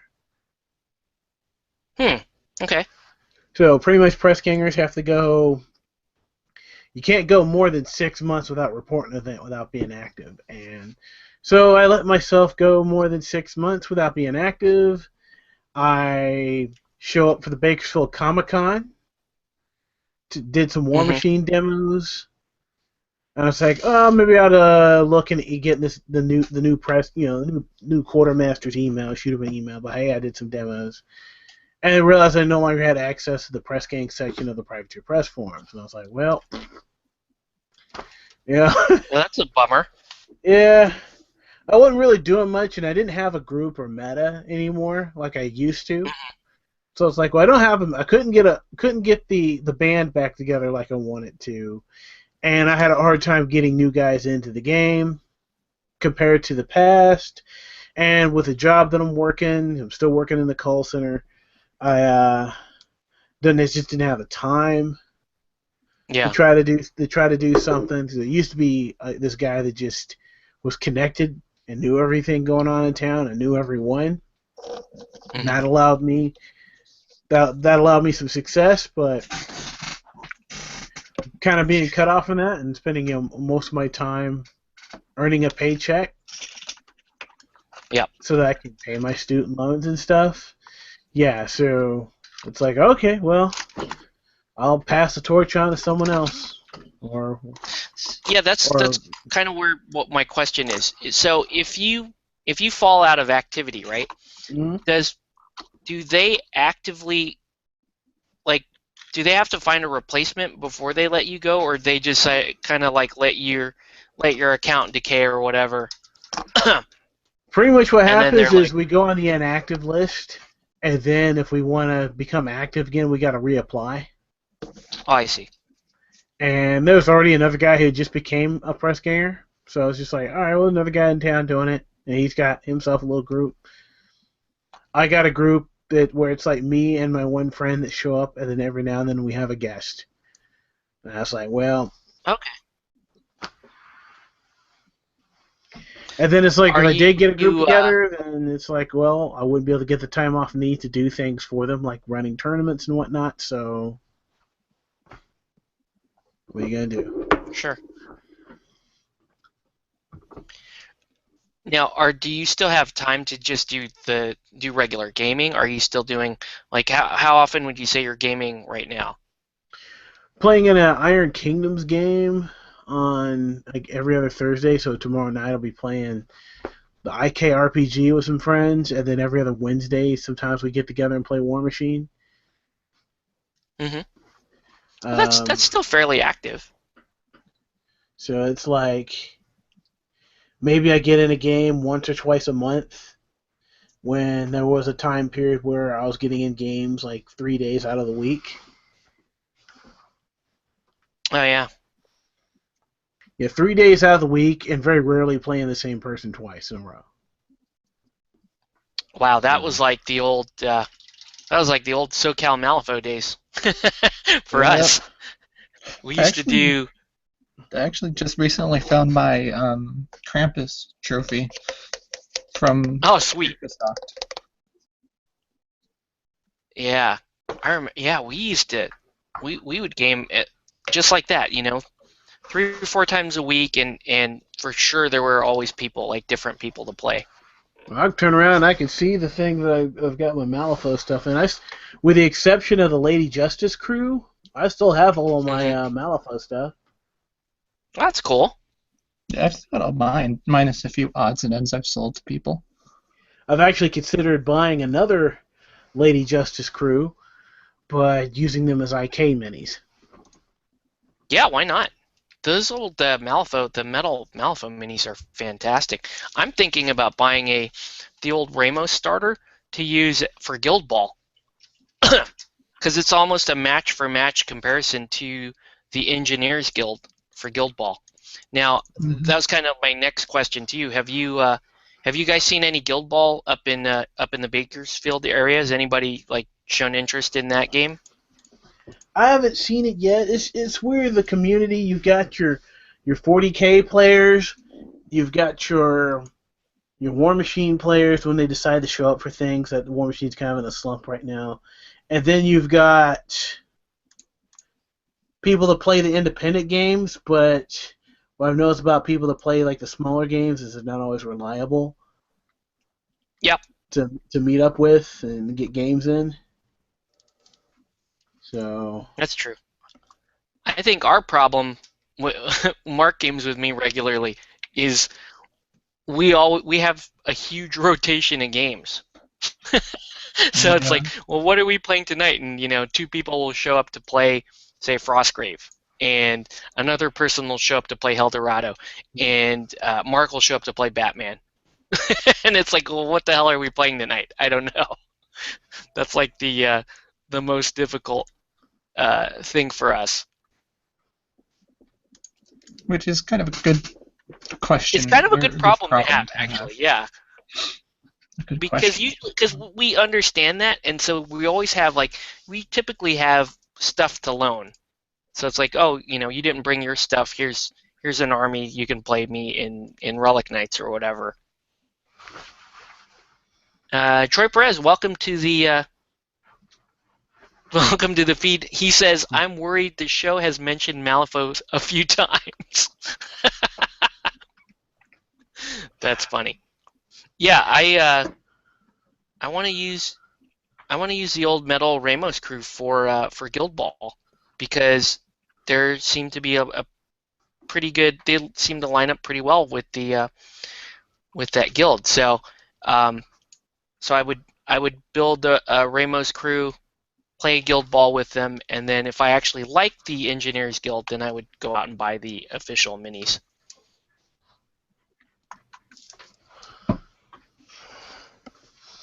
Yeah. I was thinking of using a bunch of my Malifaux stuff for Frostgrave. There we go. Yeah. Frostgrave, that would line up pretty well too. Too many of the minis I have are armed with guns. That just doesn't fit into the Frostgrave universe from when I glance through the rulebook. Yeah, I've got a bunch of Ten Thunders and Neverborn stuff. Yeah, see, I've got Guild. Oh, well, you could play. I mean, you could still use the rules, but you would just play in a more advanced setting. But the core rules would still work out okay. You would just call them heavy crossbows or something. Yeah. Let's see. I told myself I was going to cut back on games I bought this year, and then they went and announced a Dresden Files cooperative card game. Ooh, that sounds good. Sounds interesting.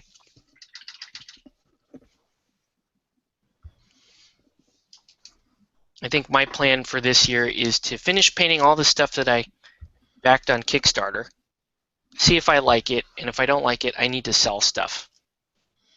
I Like actually got to start I'm painting again. I've been in a slump where I just gone a really long time without painting anything. And what's worse, there's some models where it's just like almost done. Like literally, I just had to paint some eyes on something and then base them. and you just walked away. And it's just sitting on my desk. I'm looking at them right now. I gotta feel like that. Here, I'll show you one that a project that I abandoned. That's really not going to take me very long at all to finish. This is shoot. This is one of the genie guys from Eldorado. So the fire part, the extensive part, the fire is all done.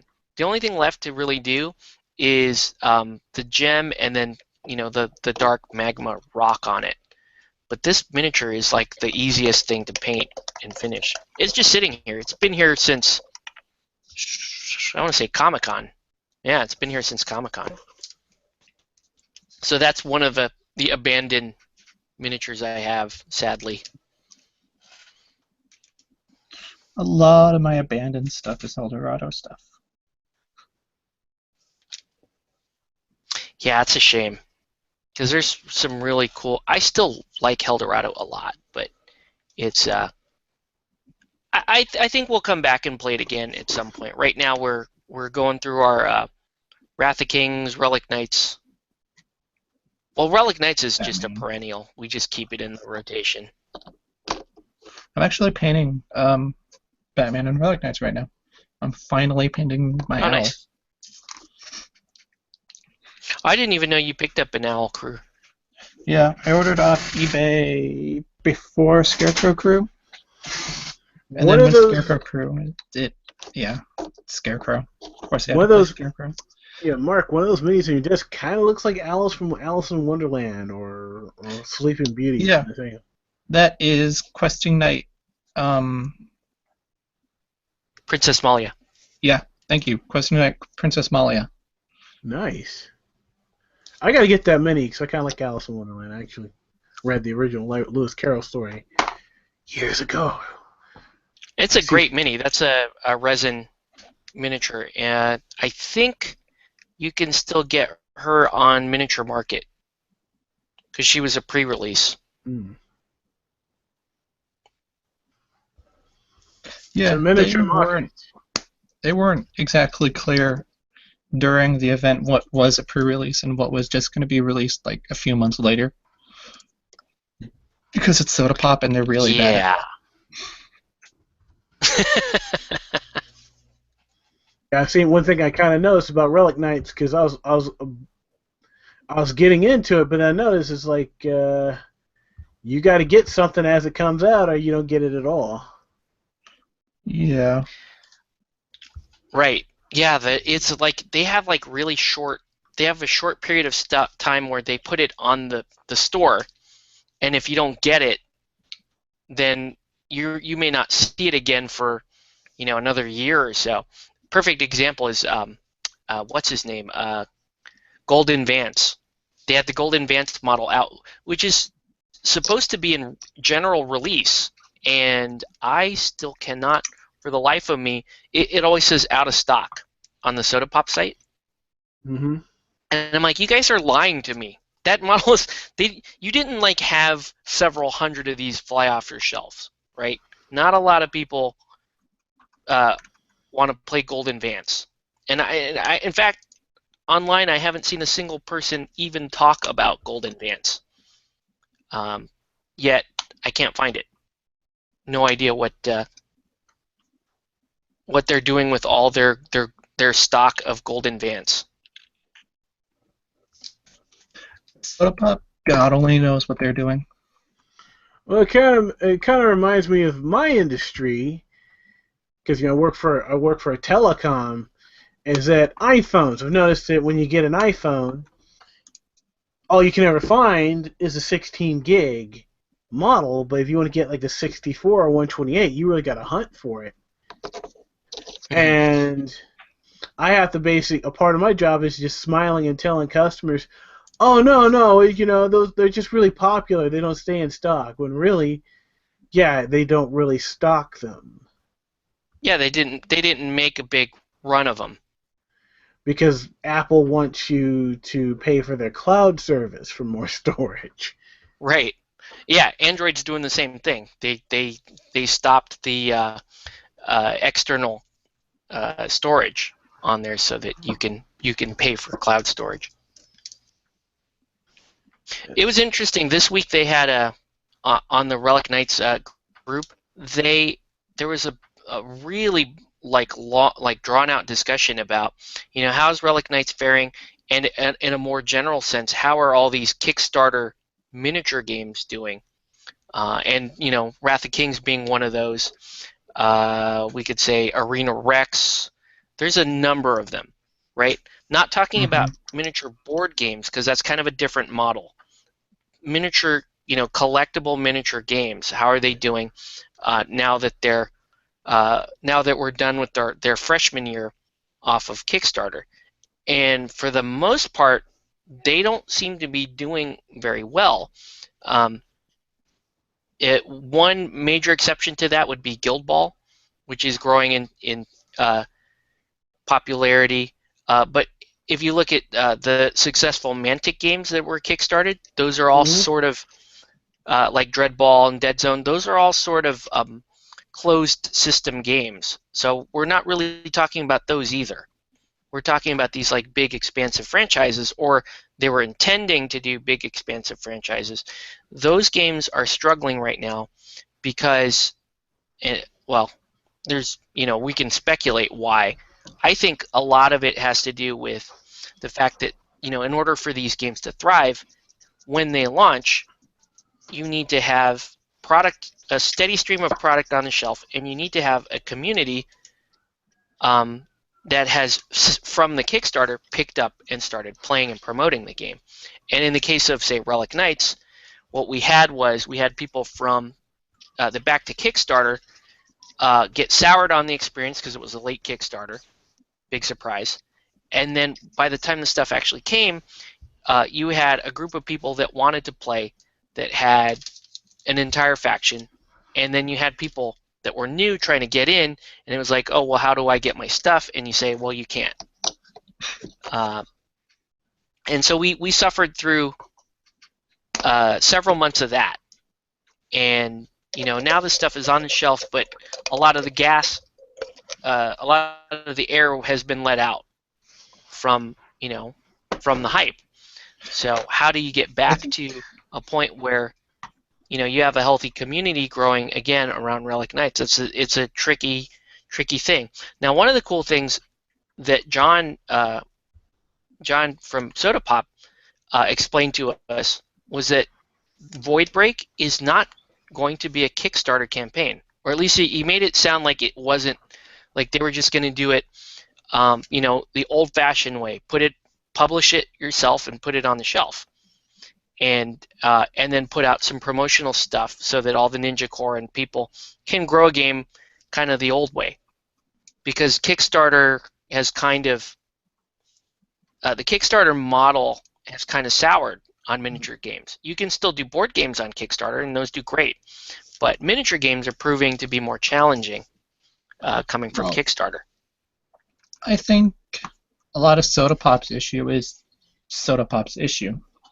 It's that they're more focused on kind of spreading themselves out way too thin.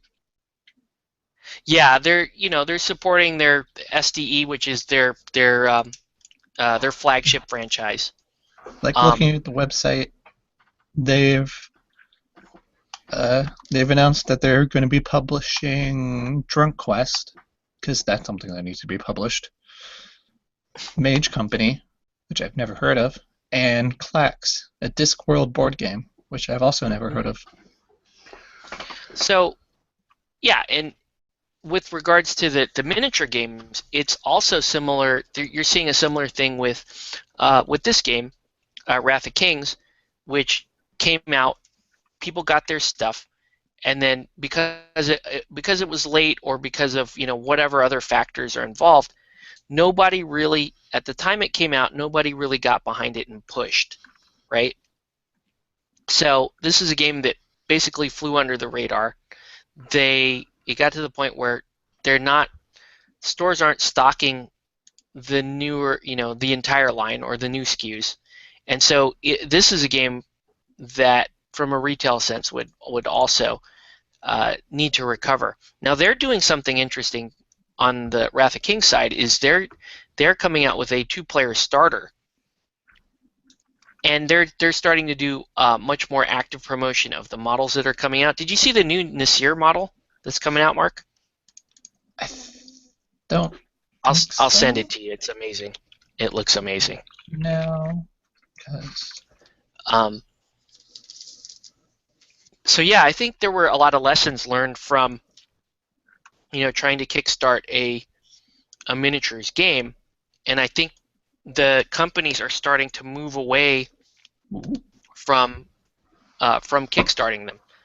They'll continue to kickstart board games and board game expansions, but I don't think you're going to see a lot of here's a expansive miniature game coming out of Kickstarter. In fact, if you look at Kickstarter right now, the miniature games that are on there, it is not half of what it was this time last year. I'll say this, for Kickstarter, I think that's a better model for wargaming accessories. Oh yeah. But for a war game itself, you got to do that the old-fashioned way. You got to have boots on the ground game for that. I mean, you got to have. Yeah. I mean, the press gang. Privateer Press has its ground game. It has its boots on the ground for promoting that game. So it's that's part of the reason it's able to expand the way it has, and people can go to the stores where they used to play Warhammer and see people playing War Machine there now. Mm-hmm. Malifaux, when it got big before it changed editions, Malifaux had a ground game. Yeah. No, yeah, I completely agree with what you're saying. Yeah. And for War Machine and Infinity, they had to go through they went through some drier years, and they had some edition changes, but the fans stuck with it. The people who promoting, Privateer, in their case, they put more muscle on their volunteer program more than anybody, really, and it paid off. Yeah, I remember War Machine's first edition. Thinking back without the nostalgia goggles, this was barely playable. It wasn't balanced at all. You'd go to a tournament, and all you would see are Crix and Khador players. Because I remember years ago, me and Tom went down there. I went down there with my Signarm, and Tom went down there with his Protectorate, and you had a couple other guys in the group who were going down with their armies, and everyone was like, wow, we got a Signar player. We don't get many of those. Wow, we got a Protector player. We don't get many of those. Mm-hmm. Because Crix and Khador were so powerful that's what the power gamers played. So yeah. Tom earned a lot of respect down there by getting third place with his Mark I Protector. Oh, nice. After that, it just seems to be about the list. It seems to be not about the faction, but who the powerful warcasters are and their powerful list. So it's not like one faction just dominating the entire scene. It's everyone bringing their list from these different factions that have that one or two hardcore competitive casters and building lists around them. Mm-hmm. So who knows? Who knows? If Kickstarter had existed when War Machine had first come out, if it would be any different than today. Their philosophy of being independent and being self-funded and not being beholden to shareholders or investors, I don't think that's kind of their business philosophy. I don't think they would have went the Kickstarter route. Yeah, I can't see Privateer Press on Kickstarter. Mm-hmm. Yeah, they recently launched that that skirmish style board game, that didn't. There was no Kickstarter for that, right? Right. That just kind of And came the out. only thing affiliated with them on Kickstarter wasn't actually them. It was it was the video game company they worked with, White Moon Dreams, for the War Machine Tactics video game. Yeah. Yeah. Now that one I remember seeing. So it's like they work with Speaking- someone on a Kickstarter project, but they haven't done like Kickstarter on their own. Yeah. Speaking of video game Kickstarters, I backed the Anima video game, and the last update we got was, "Hey, congrats, the game is done," and that was the end of the update. There was no information on how you were going to get the game or how they're going to saw it on distribute Steam it. Greenlight. It was like, "Oh, it's done now."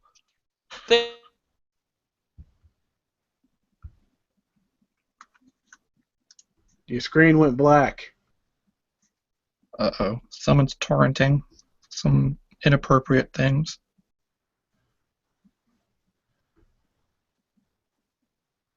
Well, he's still here.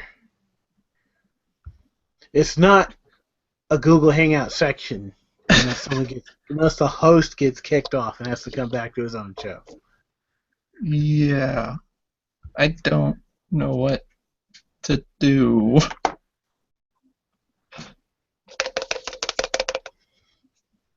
Well, I mean, you're painting something. I'm just sitting here. My stuff's like off to my right. Is it on YouTube? Let me My check. stuff's off to my right. I'm probably gonna have to come up with something for my webcam so I can paint and be on at the same time. Okay, the thing's still on YouTube. So I guess He's got to come back and rejoin his own show. That's basically what happens. Or sometimes it's more catastrophic, and what you have to do is literally start a whole new show.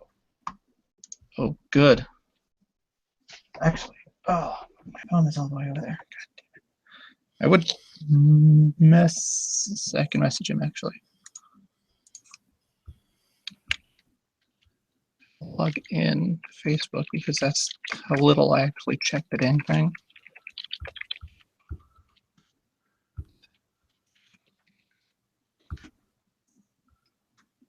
Do that. Does not matter.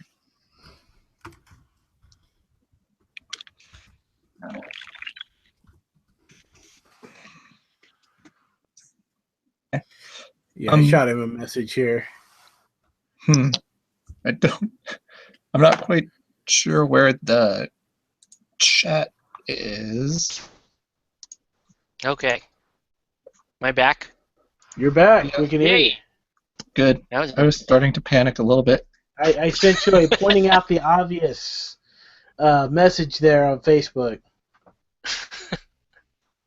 I almost signed it Captain Obvious. I have to. Where is my? I gotta get the YouTube comments back up. There we go. Okay. I'm sure that was just. I need to stop.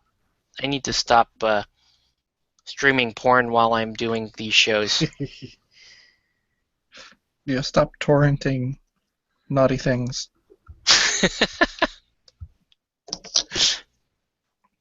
So that window says this has ended. Am I still on? Yeah, you're here. That's weird. Oh, I see what's going on. Somebody in the That facility call. is torrenting things from like Germany or Russia.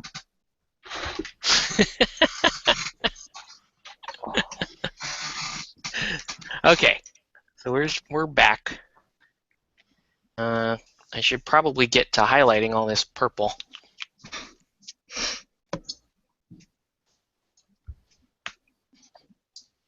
Actually, the feed is much better quality than it was before you left for me now. Interesting. As far as like blocky and kind of unbuffered. But now I can see stuff. It says You one can- person watching, but I see more than one person leaving comments. YouTube, ladies and gentlemen. Well, They just want me to. They want us to feel bad. Like no one's watching. maybe it They're is like, oh, one that person. 10-man guy's on there. We gotta make things not look right so he can complain. Maybe. Yeah, you're on some YouTube list there. They have a picture of you in their office. Do not let this man stream. Maybe it is just one person using multiple accounts from one computer. It's all sock puppet commenters. Well, the only people we can verify as living people, like in the flesh, would be Tori and Troy. Although their names are remarkably similar. Just imagine like the X-Files theme playing in the background now. Years ago, I had a friend who would go around to different people's websites, and it used to be a thing that you would have like a guest book on your website, and you would sign the guest book to let the website host know that you were at their website and what you thought of it. He would put in a code to play a MIDI file of the X-Files theme, so that when you went into somebody's guest book, you would hear the X-Files theme, and that was his way of letting people know he was there. An X-Files MIDI. Yep, it was a MIDI. That's how long ago. This was the mid-'90s. MIDI. That is the most 90s sentence I've heard spoken in a while. So It was an literally- X-Files MIDI. and you were signing into the guest book. Wow. So literally, you drop that HTML code with the embed Yeah. in there, along with your message, and then someone would click on the page, and you would hear a little MIDI file of the X-Files theme going. Hmm. You would boot up AOL and then visit the website.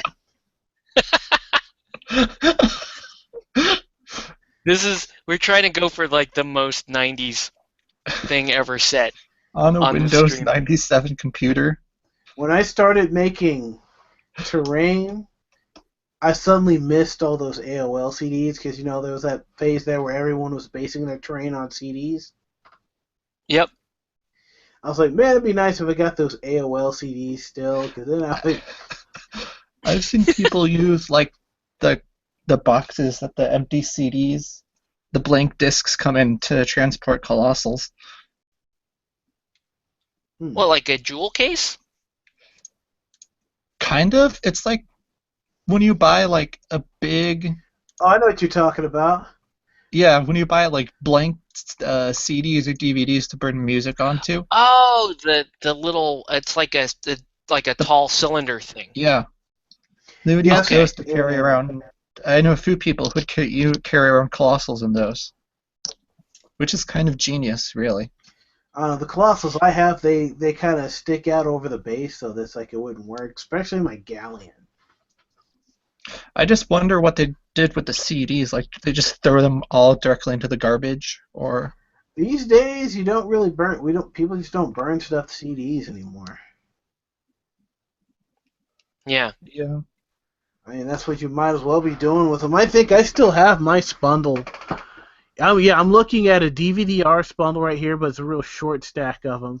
I know I've got my tall stack around here somewhere for blank CDs. But the iPod made all that obsolete. I still collect CDs. Like, I've got the latest New Year's Day, which is a metal band. That's really good. You should look them up. That CD I pre-ordered, like, the second that I was able to. Do you think 10 years from now hipsters will be talking about their CD collection like their vinyl collection nowadays? Probably.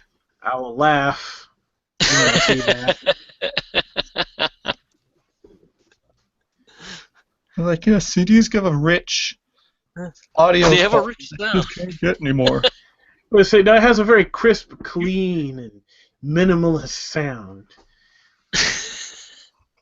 Because the thing with CDs is that certain instruments can't be heard on them, so they're usually just kind of cut. They're just cut out.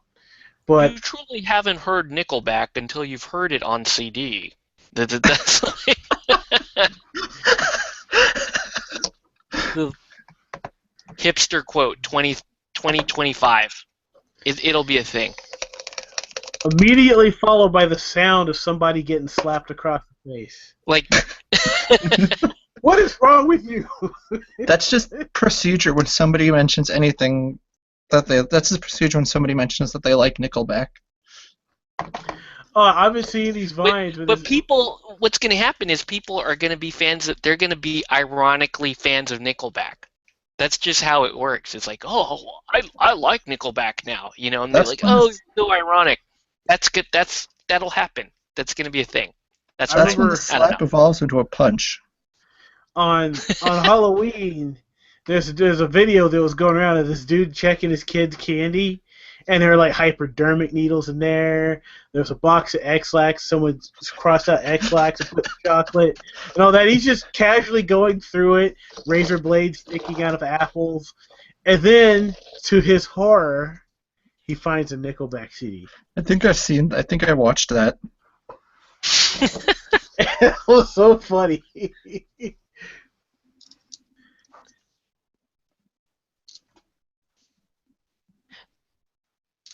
Man, yep. They were. I don't think hipsters are ever going away. I think they're just. That's all. In the future, they will say, "I've always liked Nickelback. I'm ironic." CDs are good for backing up data on your computer, but DVDs are better to back up data. Back up all my photos to DVDs so to keep in case my hard drive crashes. Okay. I had a thumb drive for that. Yeah, I keep thumb drive bigger and bigger. Mm-hmm. I keep like the external, like a 2 terabyte external. I've got an external that's it's all solid state with no moving parts. So I know that's gonna be good for years. Mm-hmm. That's cool.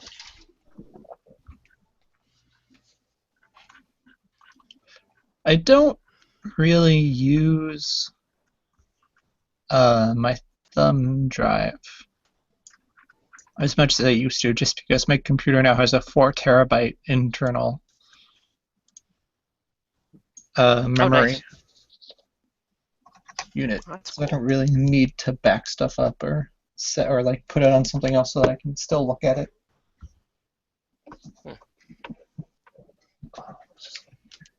Nice. Okay. Moving right along here. Let's just go straight to wash. We're almost done.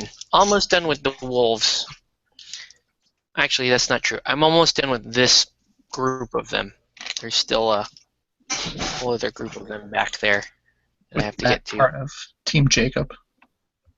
Yeah. But Team Jacob will be ready soon. Frankly, I want to finish these because I need to get to the new stuff that I picked up. And then eventually I want to get to pigs. Because that looks like a really cool army. There we go. Well, man, it was definitely good hanging out. It's definitely been a minute since I was last on here. Yeah, I appreciate you hopping on. I need to make more clickbait titles like that so you'll hop on. Hey, even got Cam in here. Yeah. Well, no, we need Cam to come back in here and rage. It's important. Yeah, you need to get his. I don't know if he ever got a new computer and webcam or anything like that. I know the YouTube, the Google updates kind of passed his computer, and he wasn't able to make it on Dice Rage Live after that. Ouch. Ooh, applying some liquid skill. Yeah. This is the Druki Violet. There. Druki Violet. Is that is that from Games Workshop or a different company? Games Workshop. Yeah, this is the Citadel wash. I know I have that exact same wash. Now Good wash. the newer Citadel washes, did they ever get better? Not the Agrex Earthshade. The Sepia is about the same as it was. And no, the Nuln Oil is still bad. So for those, I go Army Painter. Yeah, I've been using for those. I use the Army Painter washes too. But I miss the old Citadel washes, man. Bedab Black, Devlin Mud, or as a friend of mine called it, Devlin Magic. It just fixes everything. Mm-hmm. Yeah. Okay, guys. I will catch you later. All right, thanks for hopping on. Definitely. Hopefully we'll see you on another one. All right. Cool. Hopefully I'll be set up to paint. Nice. Well, till next time. All right, have a good one. All right, let's see. GW wash bottles are doubled in size and $1 less now. Wow, did not know that. Yeah, I got a big tub of blue. A big bottle of blue from Monster. That's cool. Nice. I guess CQ doesn't have the newer ones yet. I don't. Because I didn't see so. them. Pretty sure they don't. That's cool. Looks like GW's trying to do some good things again. Still a little apprehensive about Blood Bowl. I don't know. Did you see that, Mark? Yeah, I don't want them touching Blood Bowl. Yeah, I am a bit protective of the Blood Bowl, but I'm cautiously optimistic. Maybe they'll reintroduce it with a set of basic rules for new players, kind of like how they did it before. Mm-hmm. And then for advanced rules, they would point people to the LRB 6, hopefully. And hopefully they'll have an official SLAN team. That's what I want. Yeah. I was thinking of trying to find some good squid-looking models and use them for a SLAN team. Oh, nice. You can use your Hadros. Yeah. Pop some of the weapons off. That's something that might be interesting. Let's see, David O'Connell. By GW doing good things, do you mean damage control? Yes, that's exactly what I mean.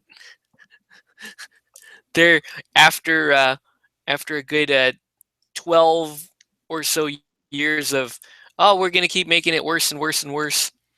They're on the backpedaling, just kidding mode. We were just kidding. We're just kidding. Which will be fun to watch. I wonder if they will retract Age of Sigmar for the fans. I don't think they will. But that would be the ultimate backpedal. That would be the ultimate they can help just it kidding. At this point. Yeah, that would be the we're sorry about New Coke. Yeah. Although I heard a lot of people say that they liked Age of Sigmar. I frankly don't care enough to try it. Yeah, it's one of those things where if you like it, good for you. I just don't care enough. Yeah, that's fair. I play enough moderately pricey stuff where I can't see myself being a GW gamer. No, it's one of those things where the GW, they're good at monopolizing your hobby money. So it's the guys that come out of GW that realize that they can own multiple things from multiple companies. I remember when that was a new novel thing for me.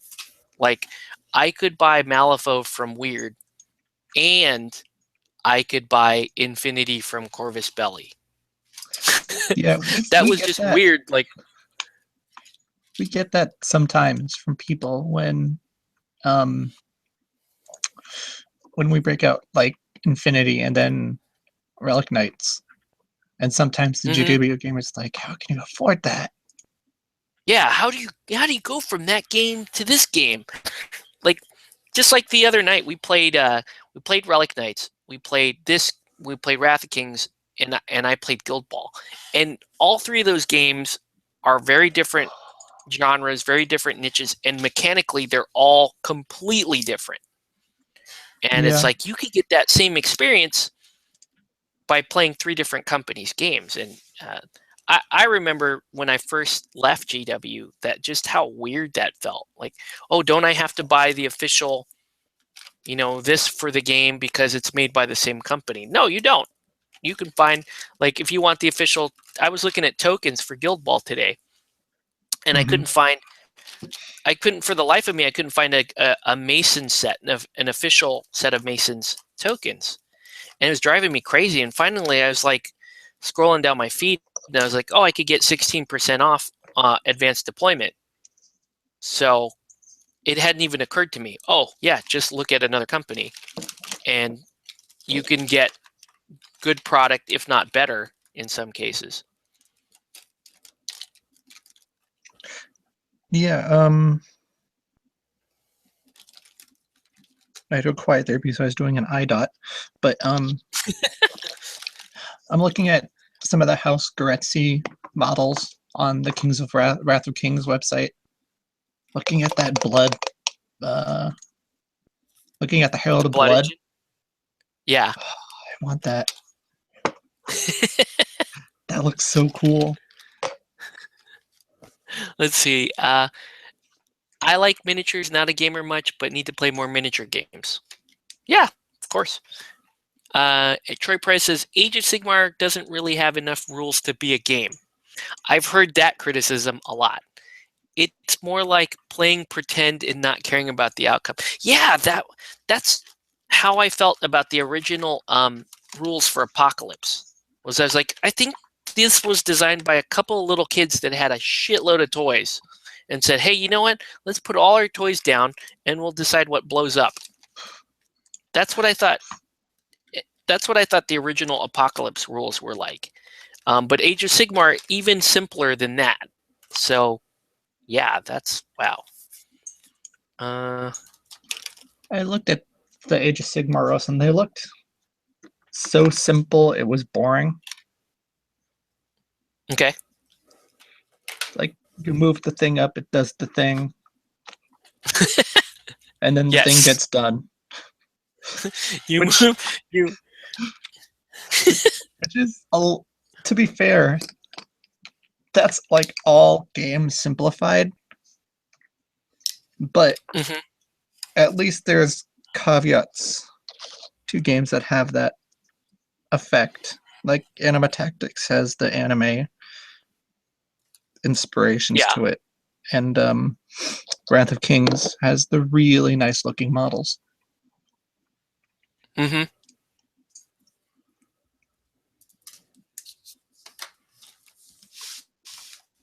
I don't know. Yeah. Hopefully. It would be cool to see some Blood Bowl players come back. You know, it was a warning sign to me, though, immediately on the Blood Bowl leak stuff, was they showed a sculpt of a human player, and then they showed a sculpt of an orc player, right? And this has been my criticism of GW since the early 2000s, since essentially 3rd and 4th edition 40K, was when you look at the orcs now, they're just huge muscular things. Yeah, they look cool or whatever. One orc looks cool by itself, but they had essentially stripped the orcs of their the kind of almost humorous side to their styling, right? Orcs used to be really, really individualistic when you looked at the old 40k stuff, and that's what I loved about orcs. Is like you could have clown orcs, you could have pirate orcs, and a lot of people thought it was stupid because it wasn't quote unquote serious or grimdark enough, right? But I really like that about orcs, and that works really well with orcs in Blood Bowl, because Blood Bowl is a running joke essentially. And to basically genericize the orc players by making them all look like buff orcs, I think that's a huge like red flag for me. Like, okay, maybe, I hope they don't suck the flavor out of Blood Bowl for the sake of making buff models. I don't know. It's funny that Weird did like the exact opposite with the Gremlins. Okay. That they saw the joke in them, and then they tried starting to force the joke more and more and more until it just became really, really unbearable. Yeah, where it became more like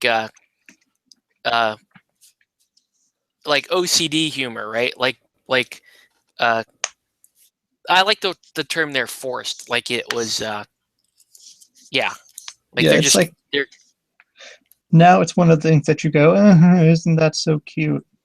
Instead of the initial what the hell response that the Gremlins kind of carried with them. I think that's fair.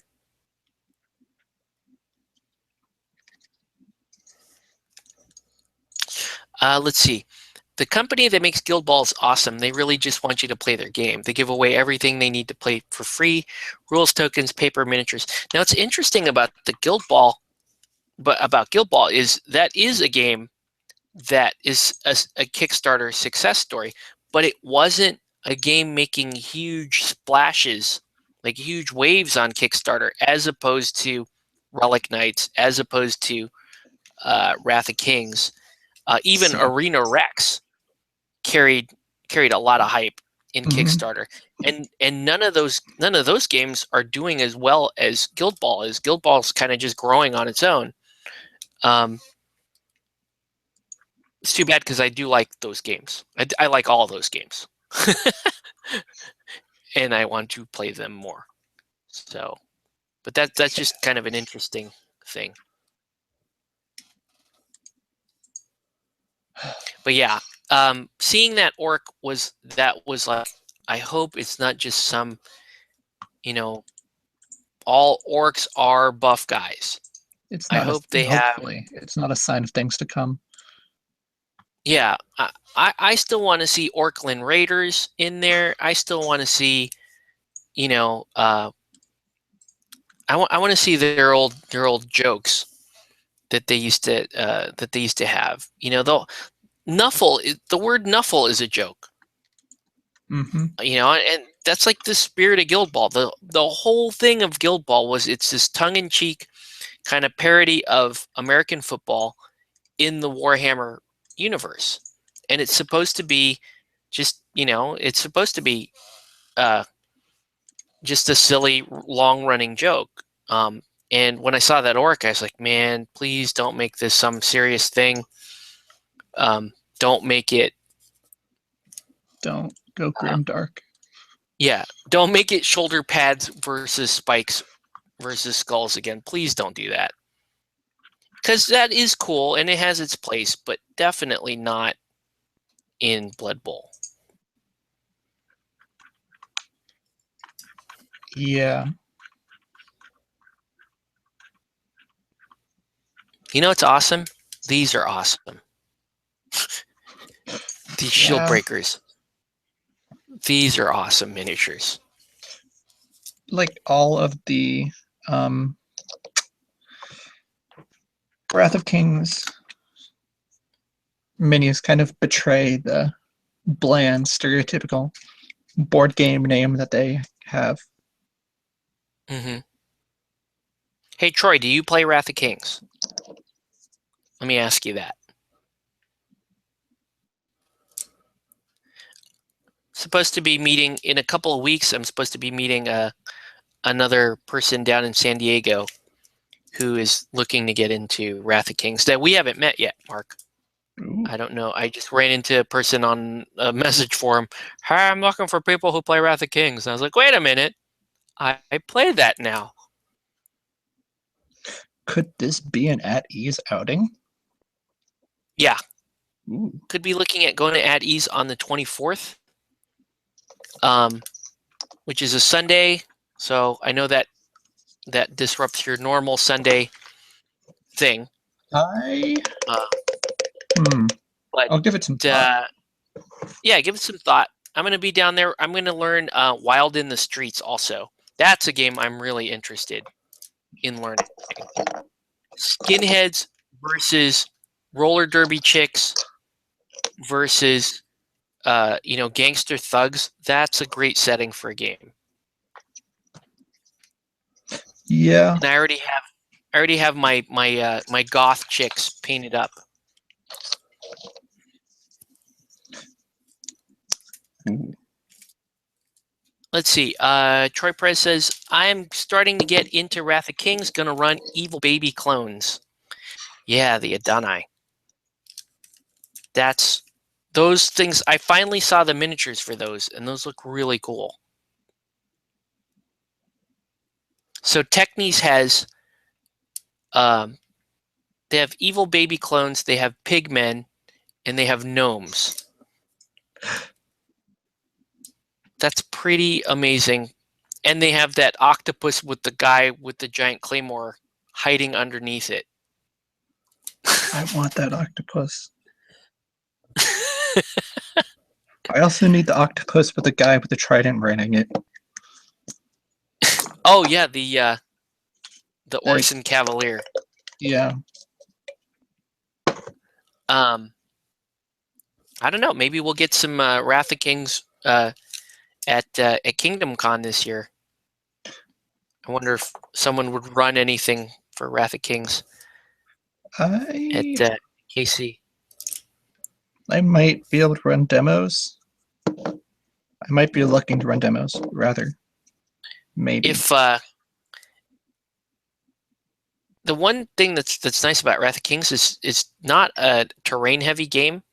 So as long as you have a fair amount of 4-foot mats, you could run an event with a little bit of terrain. I got a 4-foot mat. It's just not a good fantasy 4-foot mat. But yeah, it's the Infinity one, right? Yeah.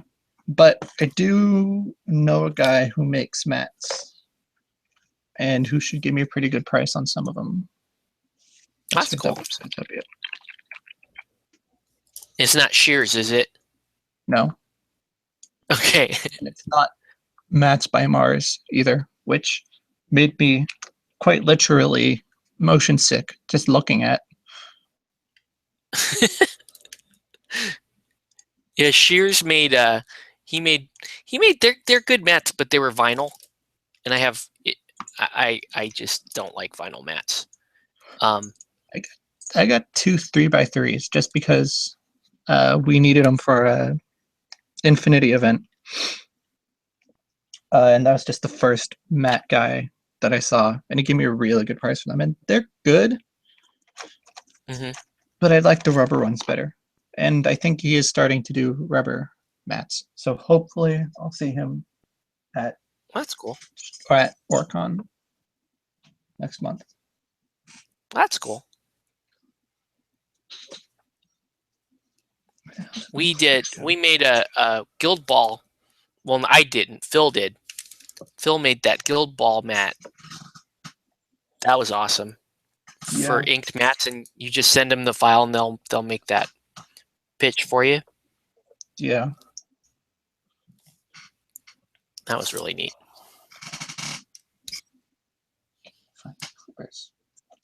Oh well.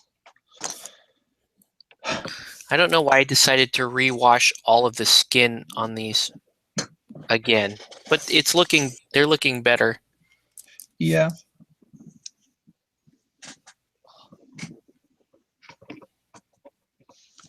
So I guess we'll just, I'll finish up what we've got, and then,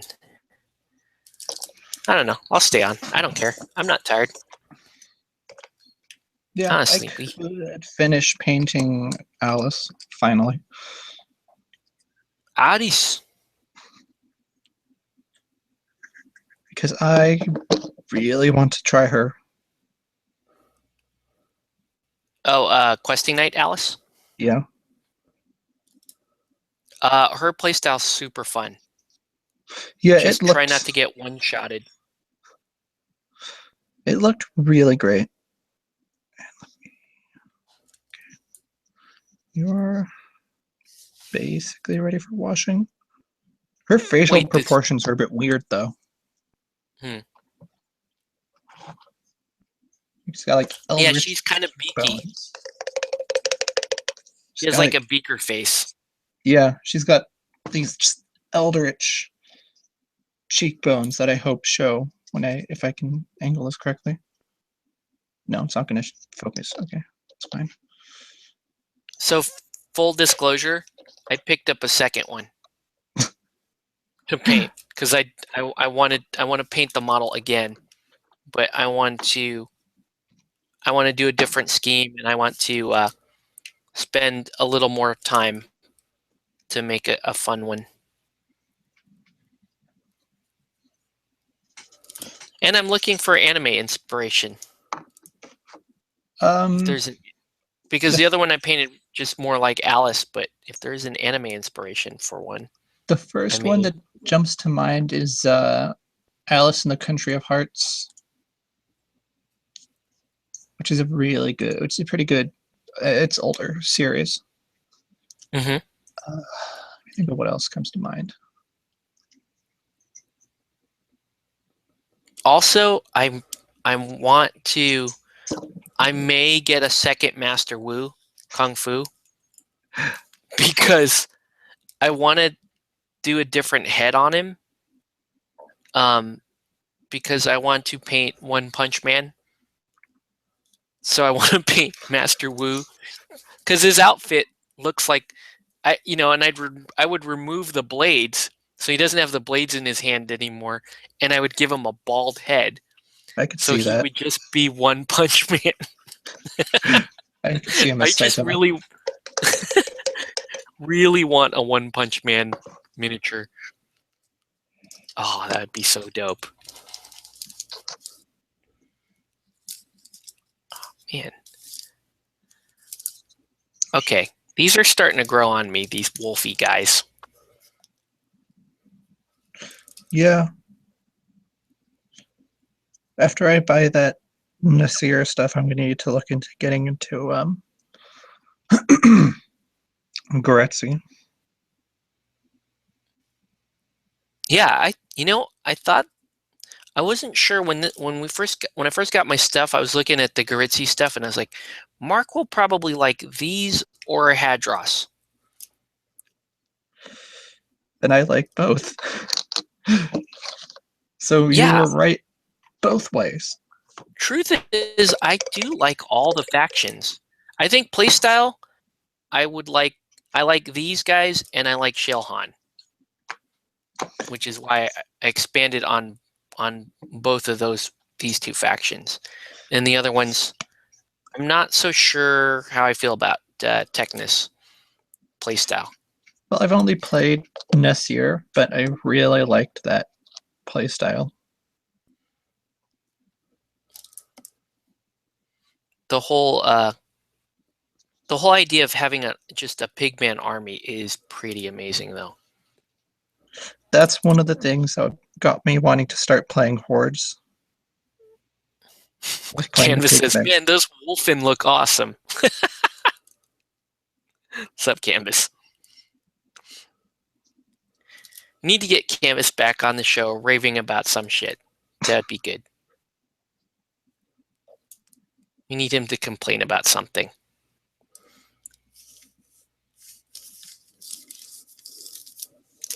All right. So moving along. I need to paint, but I've been out of the hobby since July. Ouch.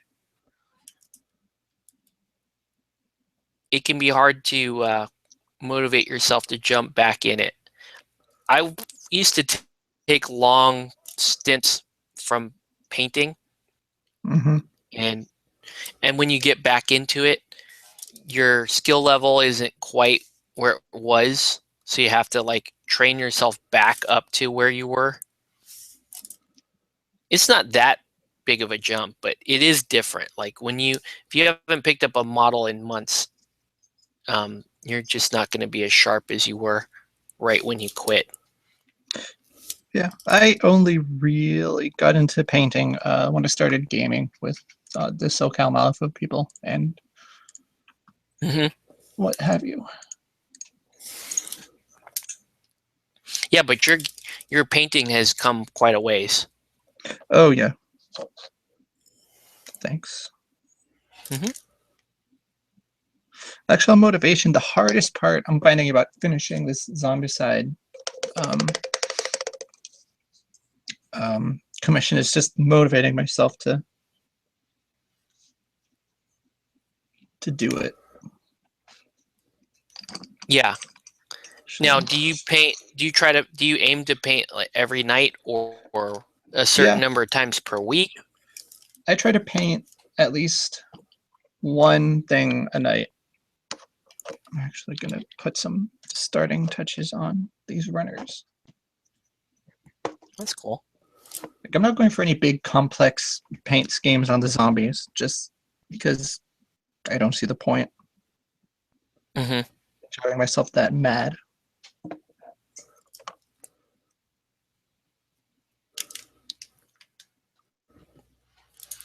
Let's see. I never complain.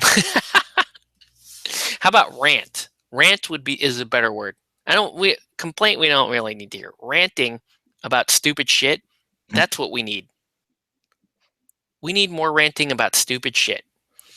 Wrath of Kings, Honor and Treachery, Simon.com. Oh, 2-player starter box. Yeah.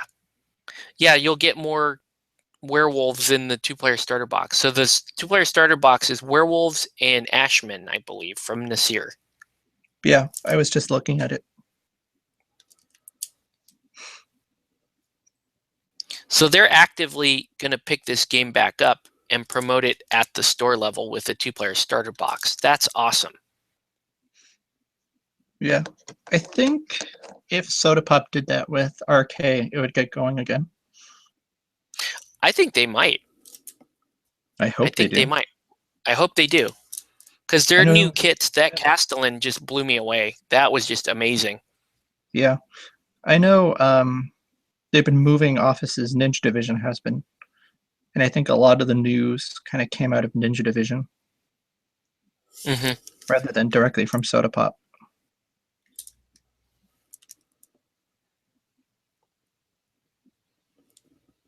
Yeah. I've got an error right now on their Kickstarter. They didn't credit me the points I need to pledge. So I'm waiting for them to adjust that so that I can pledge. And the problem with having Ninja points, because you volunteer, is like it's very hard to justify not pledging the biggest pledge, because you're like, oh, well, I'm not paying for it anyway. Might as well get the whole thing. Well, let's go balls to the walls. Yeah, and that's how you end up with 5,000 Super Dungeon Explorer miniatures. Or you do the Rory thing and end up with 25,000 Zombicide minis. Yeah. Like, if you get on those trains, those collectible trains like Zombicide, and you have to have every season, that's 1 billion miniatures you're looking at. Oh, jeez. $1 billion. Have you tried Black Plague? It looks interesting. I haven't. But I'd be down to try it. I didn't buy it because I was like, oh, I'm happy with my Zombicide, but I would be interested in trying it. Yeah. Let me pull this up. Okay, here's an anti-plug. Even though I pretty much love everything Vallejo, don't use their snow. Their snow sucks. As I apply the snow, you're better off with the old baking soda trick.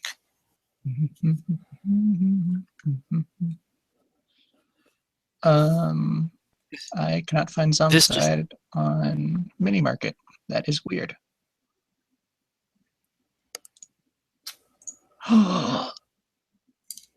Shadows of Brimstone have giant slugs.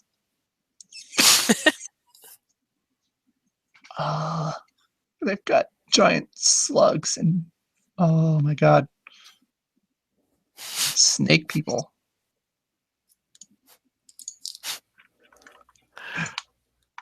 Let's see. I've got the same issue with the SDE Kickstarter currently, awaiting a reply. Okay, so I'm not the only one. They're probably just late updating the points. Honestly, with Soda Pop, it could go either way.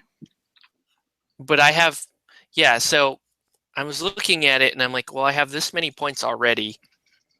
So I could just get the giant pledge. And I'm like, do I want the giant pledge? Okay, it's fine. I do love painting my chibi, though. I won't lie about that. Absolutely love that. Somebody online had the really cool idea of doing a full chibi style Frostgrave game. And with a set of SDE, you have absolutely everything you'll ever need for Frostgrave. If you played that genre, I'm like, okay, that's kind of a brilliant idea. Because I have all those SDE miniatures sitting around. It'd be nice to have another excuse to break them out other than SDE. Which we really only play at conventions, don't we? Yeah, because it's so much time and work to show hundreds of people that game. And it's like, wow, let's play something different when it's our turn to play something. Mm-hmm. Like, I don't hate SDE. I just don't like it either. There you go. If that makes sense. That's a fair assessment. Let's see. Tori Ling, yeah, baking soda plus white glue. Yep. It's better than this. I'm using this because it's in a tube, and when I'm looking at some of the Black Plague minis, they look really cool. They do. There's a nun with swords. Fucking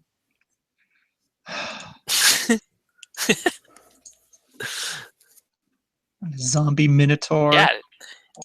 SDE Frostgrave, Troy. So like if you with the, what are those things called? The rattle bones? Yeah. Those are creeps now. And I have like 36 rattle bones or something stupid like that, which is perfect for the mausoleum scenario for Frostgrave because you need a shitload of skeletons each turn. And then obviously with all the classes on the in your warband, you have every single thing represented in Frostgrave. So you could do a full versions. Yeah, you have a full, so you could have a full chibi universe Frostgrave. Oh, I don't know.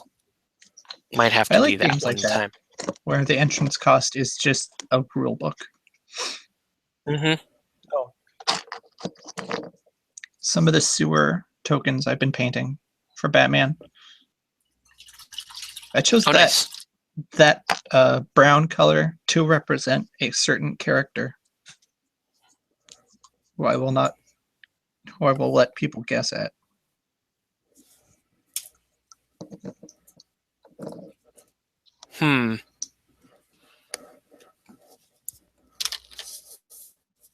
I do not know enough about the Batman universe to venture. I would guess Crocman, but I don't know if that's right. It's a certain viscous character. Diarrhea Man? The Squirty Right. Avenger. The squirt? Yeah. How else can I Mud hint butt.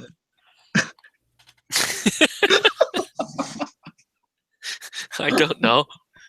it? That would be hilarious if that was a character. The new Batman villain is Mudbutt. You could say this is a bit for claying it on a little thick.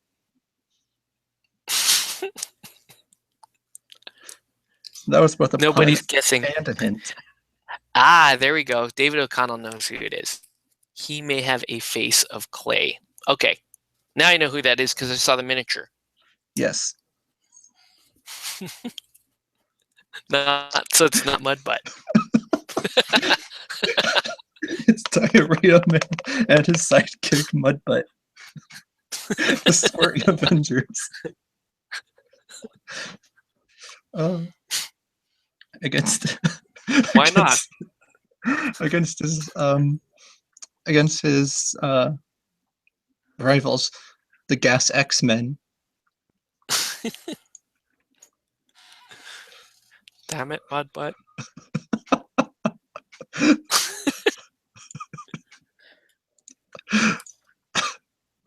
That's awesome. I think with these... Oh, I still need to do the alphas. Scores of alphas.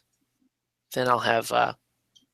then I can play a full battle size with Garitzi. So I still got to do the alphas, and then there's still 2 characters in particular I want to paint for Garitzi. I want to paint both vampire characters. The vampire rank 2 leader, who's supposed to be amazing. Her and the dude, the vampire dude. When I say that, I'm just thinking of Alucard from Castlevania.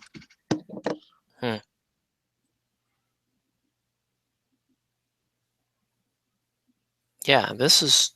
I don't know. I'm starting to get happy about these Team Jacob Wolf guys. The only thing I think of when I think of Jacob from Twilight was that whole weird thing of like where they have the baby and he's like, "Oh, I'm attracted to your baby sexually." That was weird. I want to. I kind of took issue with that. I was like, "Really?" My favorite part of that movie was in the beginning when he angrily takes his shirt off. I was like, I just stopped myself from cackling in the movie theater when I saw that. Here's a comment. That model can be a pain if it's not on the right base right, it might tip. That can be said for quite a few of those Batman models. Like Batgirl, I think Firefly, that model scares the crap out of me. Like, how do you balance that model? Pray. And, you know, I want my Dr. Octopus for Spider-Man. And I'm looking at that model going, man, how do his arms not snap after a couple of weeks? Black magic. Like I'm thinking for that, I'm going to have to pin every single arm to the base. Yeah. To make sure. And even in that case, it still might snap. You know, it might roll off and hit the floor at some point, and I don't know. Those just scare me. But at the same time, it's Dr. Octopus, and I got to do that. I want the Venom, but I think looking at that kind of has the same balance problem going for it.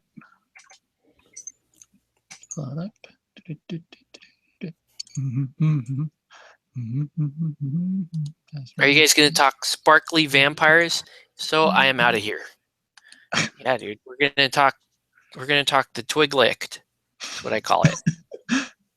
Oh yeah, I love the Twiglicht. Twig was the best flip book produced in 2001. I just watched that movie. I watched that movie with my wife. She specifically puts it on so she can hear my commentary. Like she can just hear me talking shit through the whole. Through Twig licked to the flip book. Twig licked. Because in the first movie, he has to fight the Black Eyed Peas. And then he has the.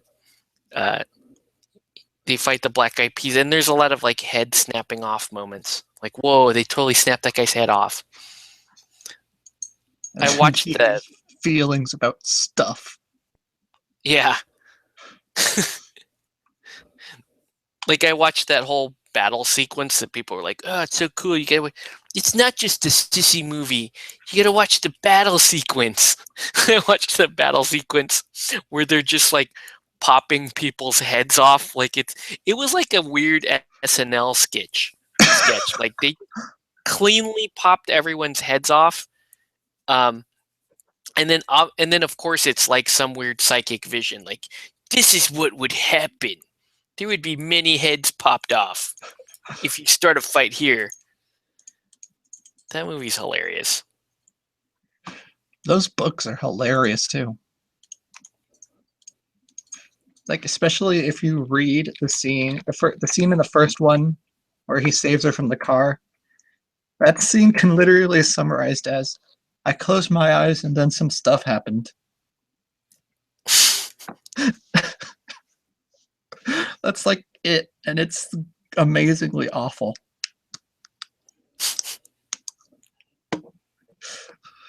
Oh, Twig licked. Oh. The Twig licked army is pretty rad, though. I say. Yeah. Let's see. Have an excuse to put Doc Ock underwater and encase the entire model in clear resin. That will protect him. I love how Batman miniature game refuses to ever use a 50mm base, no matter how big the model. Yes, exactly. Trying to fit the Gotham Butcher on a 40mm base was hilarious. Well, it's because 50mm bases are not very beautiful. They're not beautiful enough. They're not beautiful. The Spanish guys didn't. They don't want your 50mm base. Yes, they're not beautiful. They're big and ugly. They're not beautiful. Why do you want a base like that? 50mm base. Nobody has a 50mm base. There we go.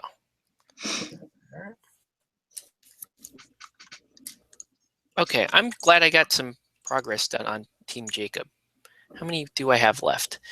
3, 7. I have nine werewolves left. I did how many tonight? I did 8 tonight. That's not bad. Yeah. So I'll have the rest of these painted pretty quick. But I won't have, what's her name? Hestra de Nostro or whatever. The Harley Quinn vampire chick. I want that. Have you seen that model? I don't think I have. It's pretty awesome. Let me finish painting this and I'll go get it. The box right behind me. And then I'm going to do Disco Radies too. I'll show you the stuff I got for Wrath of Kings. Because Disco Radies has to be a thing. Yeah. All right, let's do this. Is there anything that Chesek Dice Box can't do? Yeah, that's like the most useful thing ever. All right, 1 sec.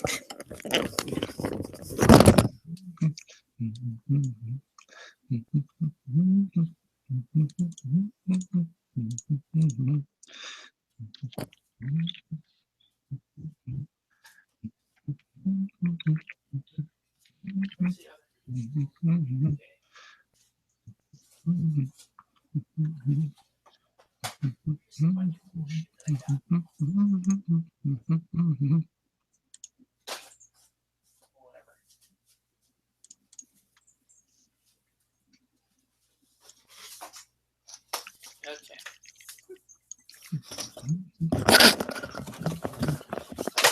Whoa. All right. So while all this stuff is drying, we'll turn this around here, and I'll show you this stuff here. Okay. So I ordered more stuff. It's kind of a bummer, like if you do the Kickstarter, because I already have these two characters ready to go, but I wanted to get Deathbloom, so I had to. I had to get. Yeah, that model looks amazing. Yeah. Deathbloom. I'll be painting that soon. And then here's the rank 2 vampire leader. So she's kind of like cool vampire Harley Quinn thing. And then you get Jacob, the actual Jacob guy, I guess. And then this guy I already have. Because Garitzi has their third troop type is like a regular, like a mercenary type thing, which are kind of boring. But the minis look pretty cool if you want to do like just regular dudes. Then you have then this is the Disco Radies, which is amazing. Absolutely disco radies. Yes. So Asian Hooker Army is amazing.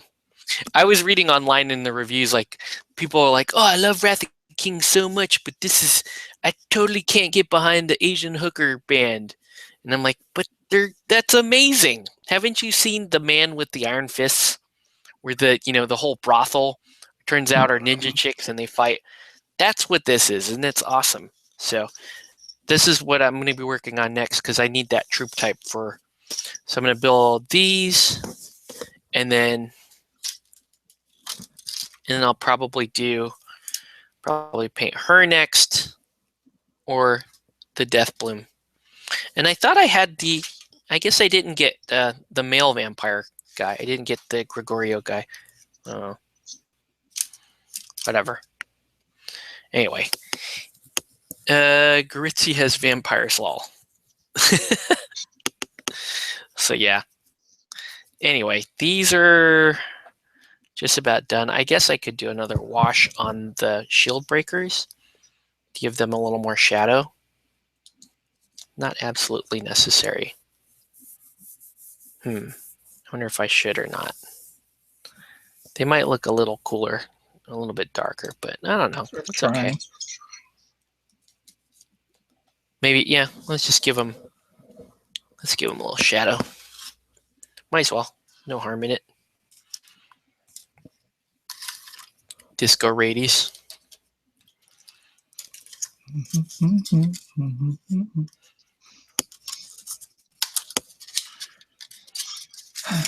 And I need to pick up more glaze medium.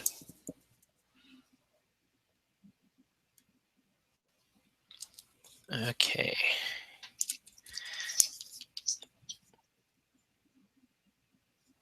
That's enough right there.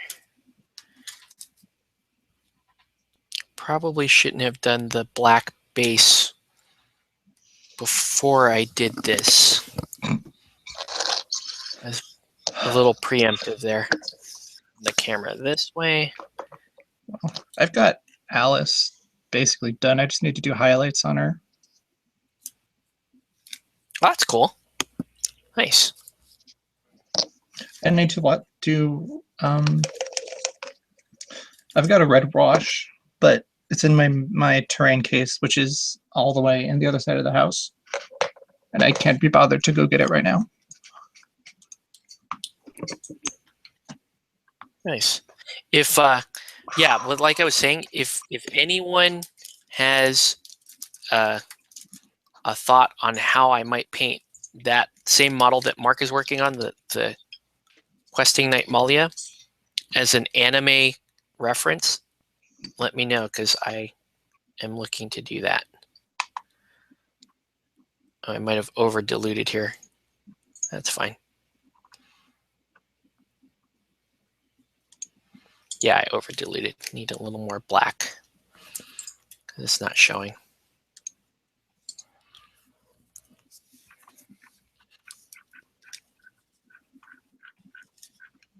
Maybe instead of worrying about the outfit, maybe I should just paint her like an anime character. Yeah. I could see You know, her as someone from Black Butler. Oh yeah, for sure. Could get meta and paint her as like Lizzie. Lizzie's the young girl, right? Yeah. Oh, that would be kind of cool, actually.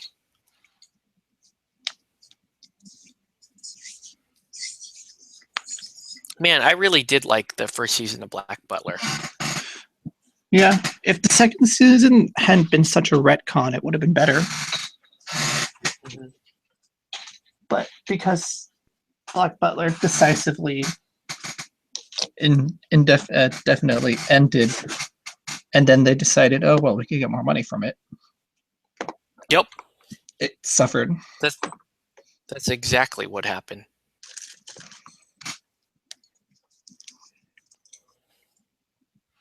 And they did not have Disco Radies in the second season. They did not. They suffered for that too. It's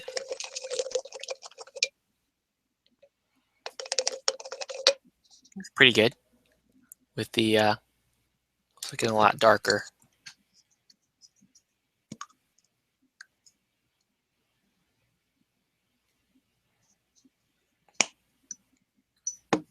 Yeah, pretty cool looking mini.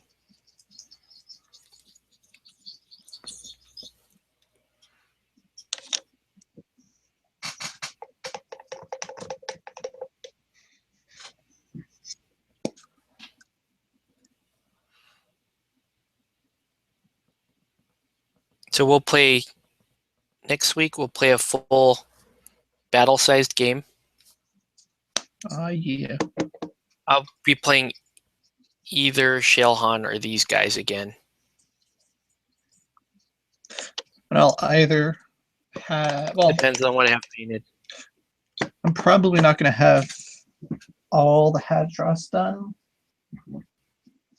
but so I'll probably just play masks again. I actually want to try the blind chick out. The blind hook card? Anyway, yeah. That'd be cool. Oh, that one looks awesome. Oh, man. I just borked. See? I grabbed it by the black base. Let's see. Two of my favorite fantasy creatures. Oh, werewolves and vampires? Sure. See, they used to be mine, and then I discovered squid people.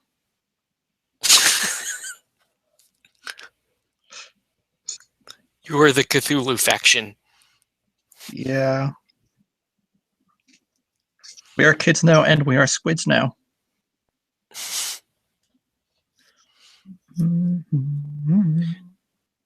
Yeah, the character Uroth in the fluff is hilarious.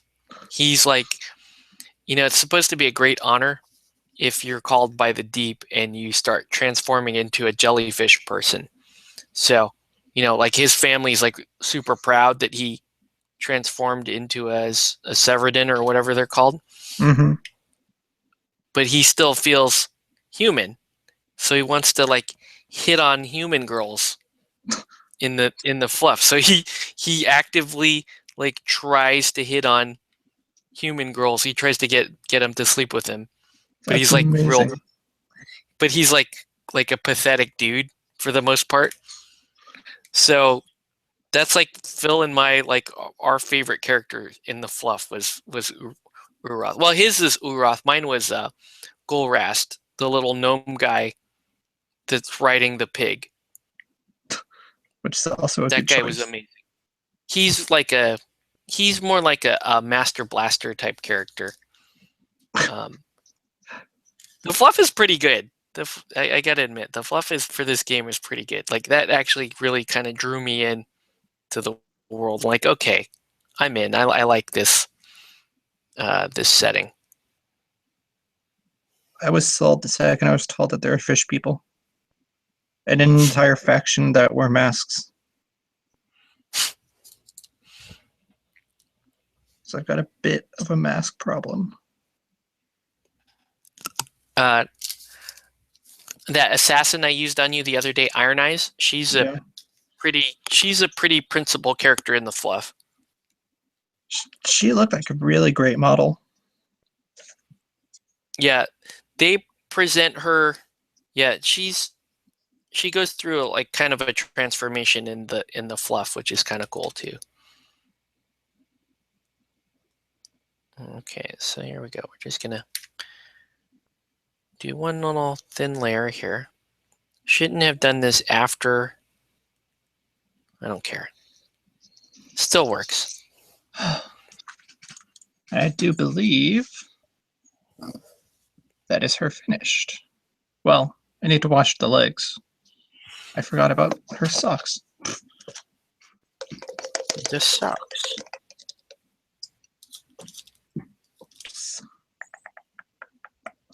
Rex.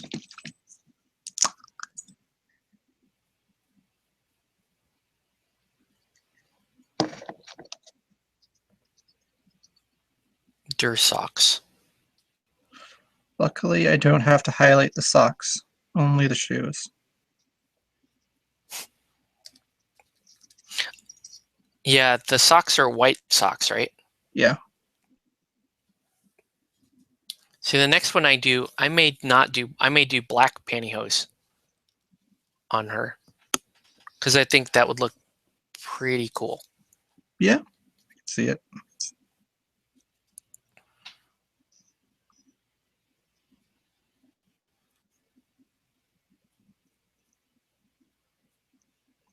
I saw on Cool Mini or Not, they had some Batman. Yeah. Not a lot, but it was a pretty good amount. You mean for rating or for sale? For sale. Oh, cool.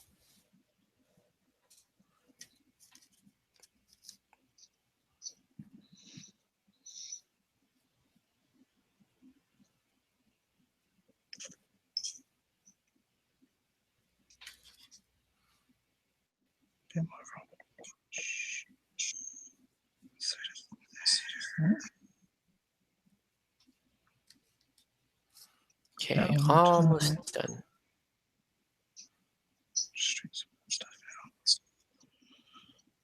Okay. And then finally, these two specialists.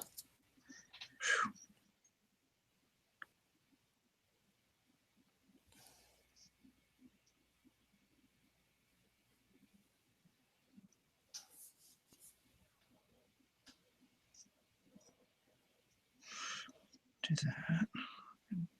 Perfect. Perfect. And then her flesh.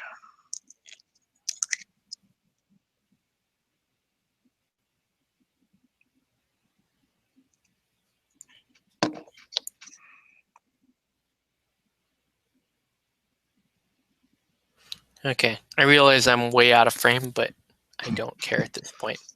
Just trying to get them done. All right. So. It's the end of the podcast. We don't have to. Yeah. Yeah. We all the fancy stuff is over. Relics by Tor Games has a Kickstarter on Cthulhu faction for their game. I'm tempted just for the minis. The minis for Relics looks great. I haven't heard many great things about the actual game, so that's kind of what kept me away from that. I heard that the game was not great. Cthulhu faction. Just how a lot of those Cthulhu games go, isn't it? Well, this is Relics is like a Stitch Punk theme for the most part. I was thinking of that Cthulhu Wars. Oh, Cthulhu Wars. Okay. game for some reason.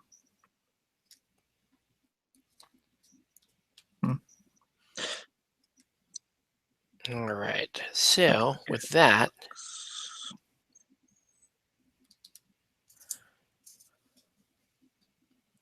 gotta do a little bit of cleanup here. That's just not gonna go away, is it? That's just kind of how that blade takes light. It'll look weird, but I don't care. Okay, it's too late at night. I don't know. Everything looks wonderful right now as you're about to go to bed. Mm-hmm. All right. Let me let's do a little aerial here, and then we'll call it because it's after midnight and I got to get up early. So here we go. Oh, one other announcement now that nobody's watching. We're probably going to move the night of the stream because we may be moving our gaming night. So we'll find out more on that later. Anyway, let's do the little aerial shot. So here's the werewolves that we worked on tonight. You can see that it's all still very wet, but 2 shield breakers, 4 scores of skirmishers, and 2 scourge hounds. All right, so with that, we're just going to call it. Any final comments before we sign off, Mark? Nothing I can think of. Okay, cool. Well, that's squids are important. What's that? I guess the one thing to take away is squid people are important. Okay, fair enough. So, yep, that's going to do it for this video. Want to thank everybody for watching, and we'll catch you on the next one.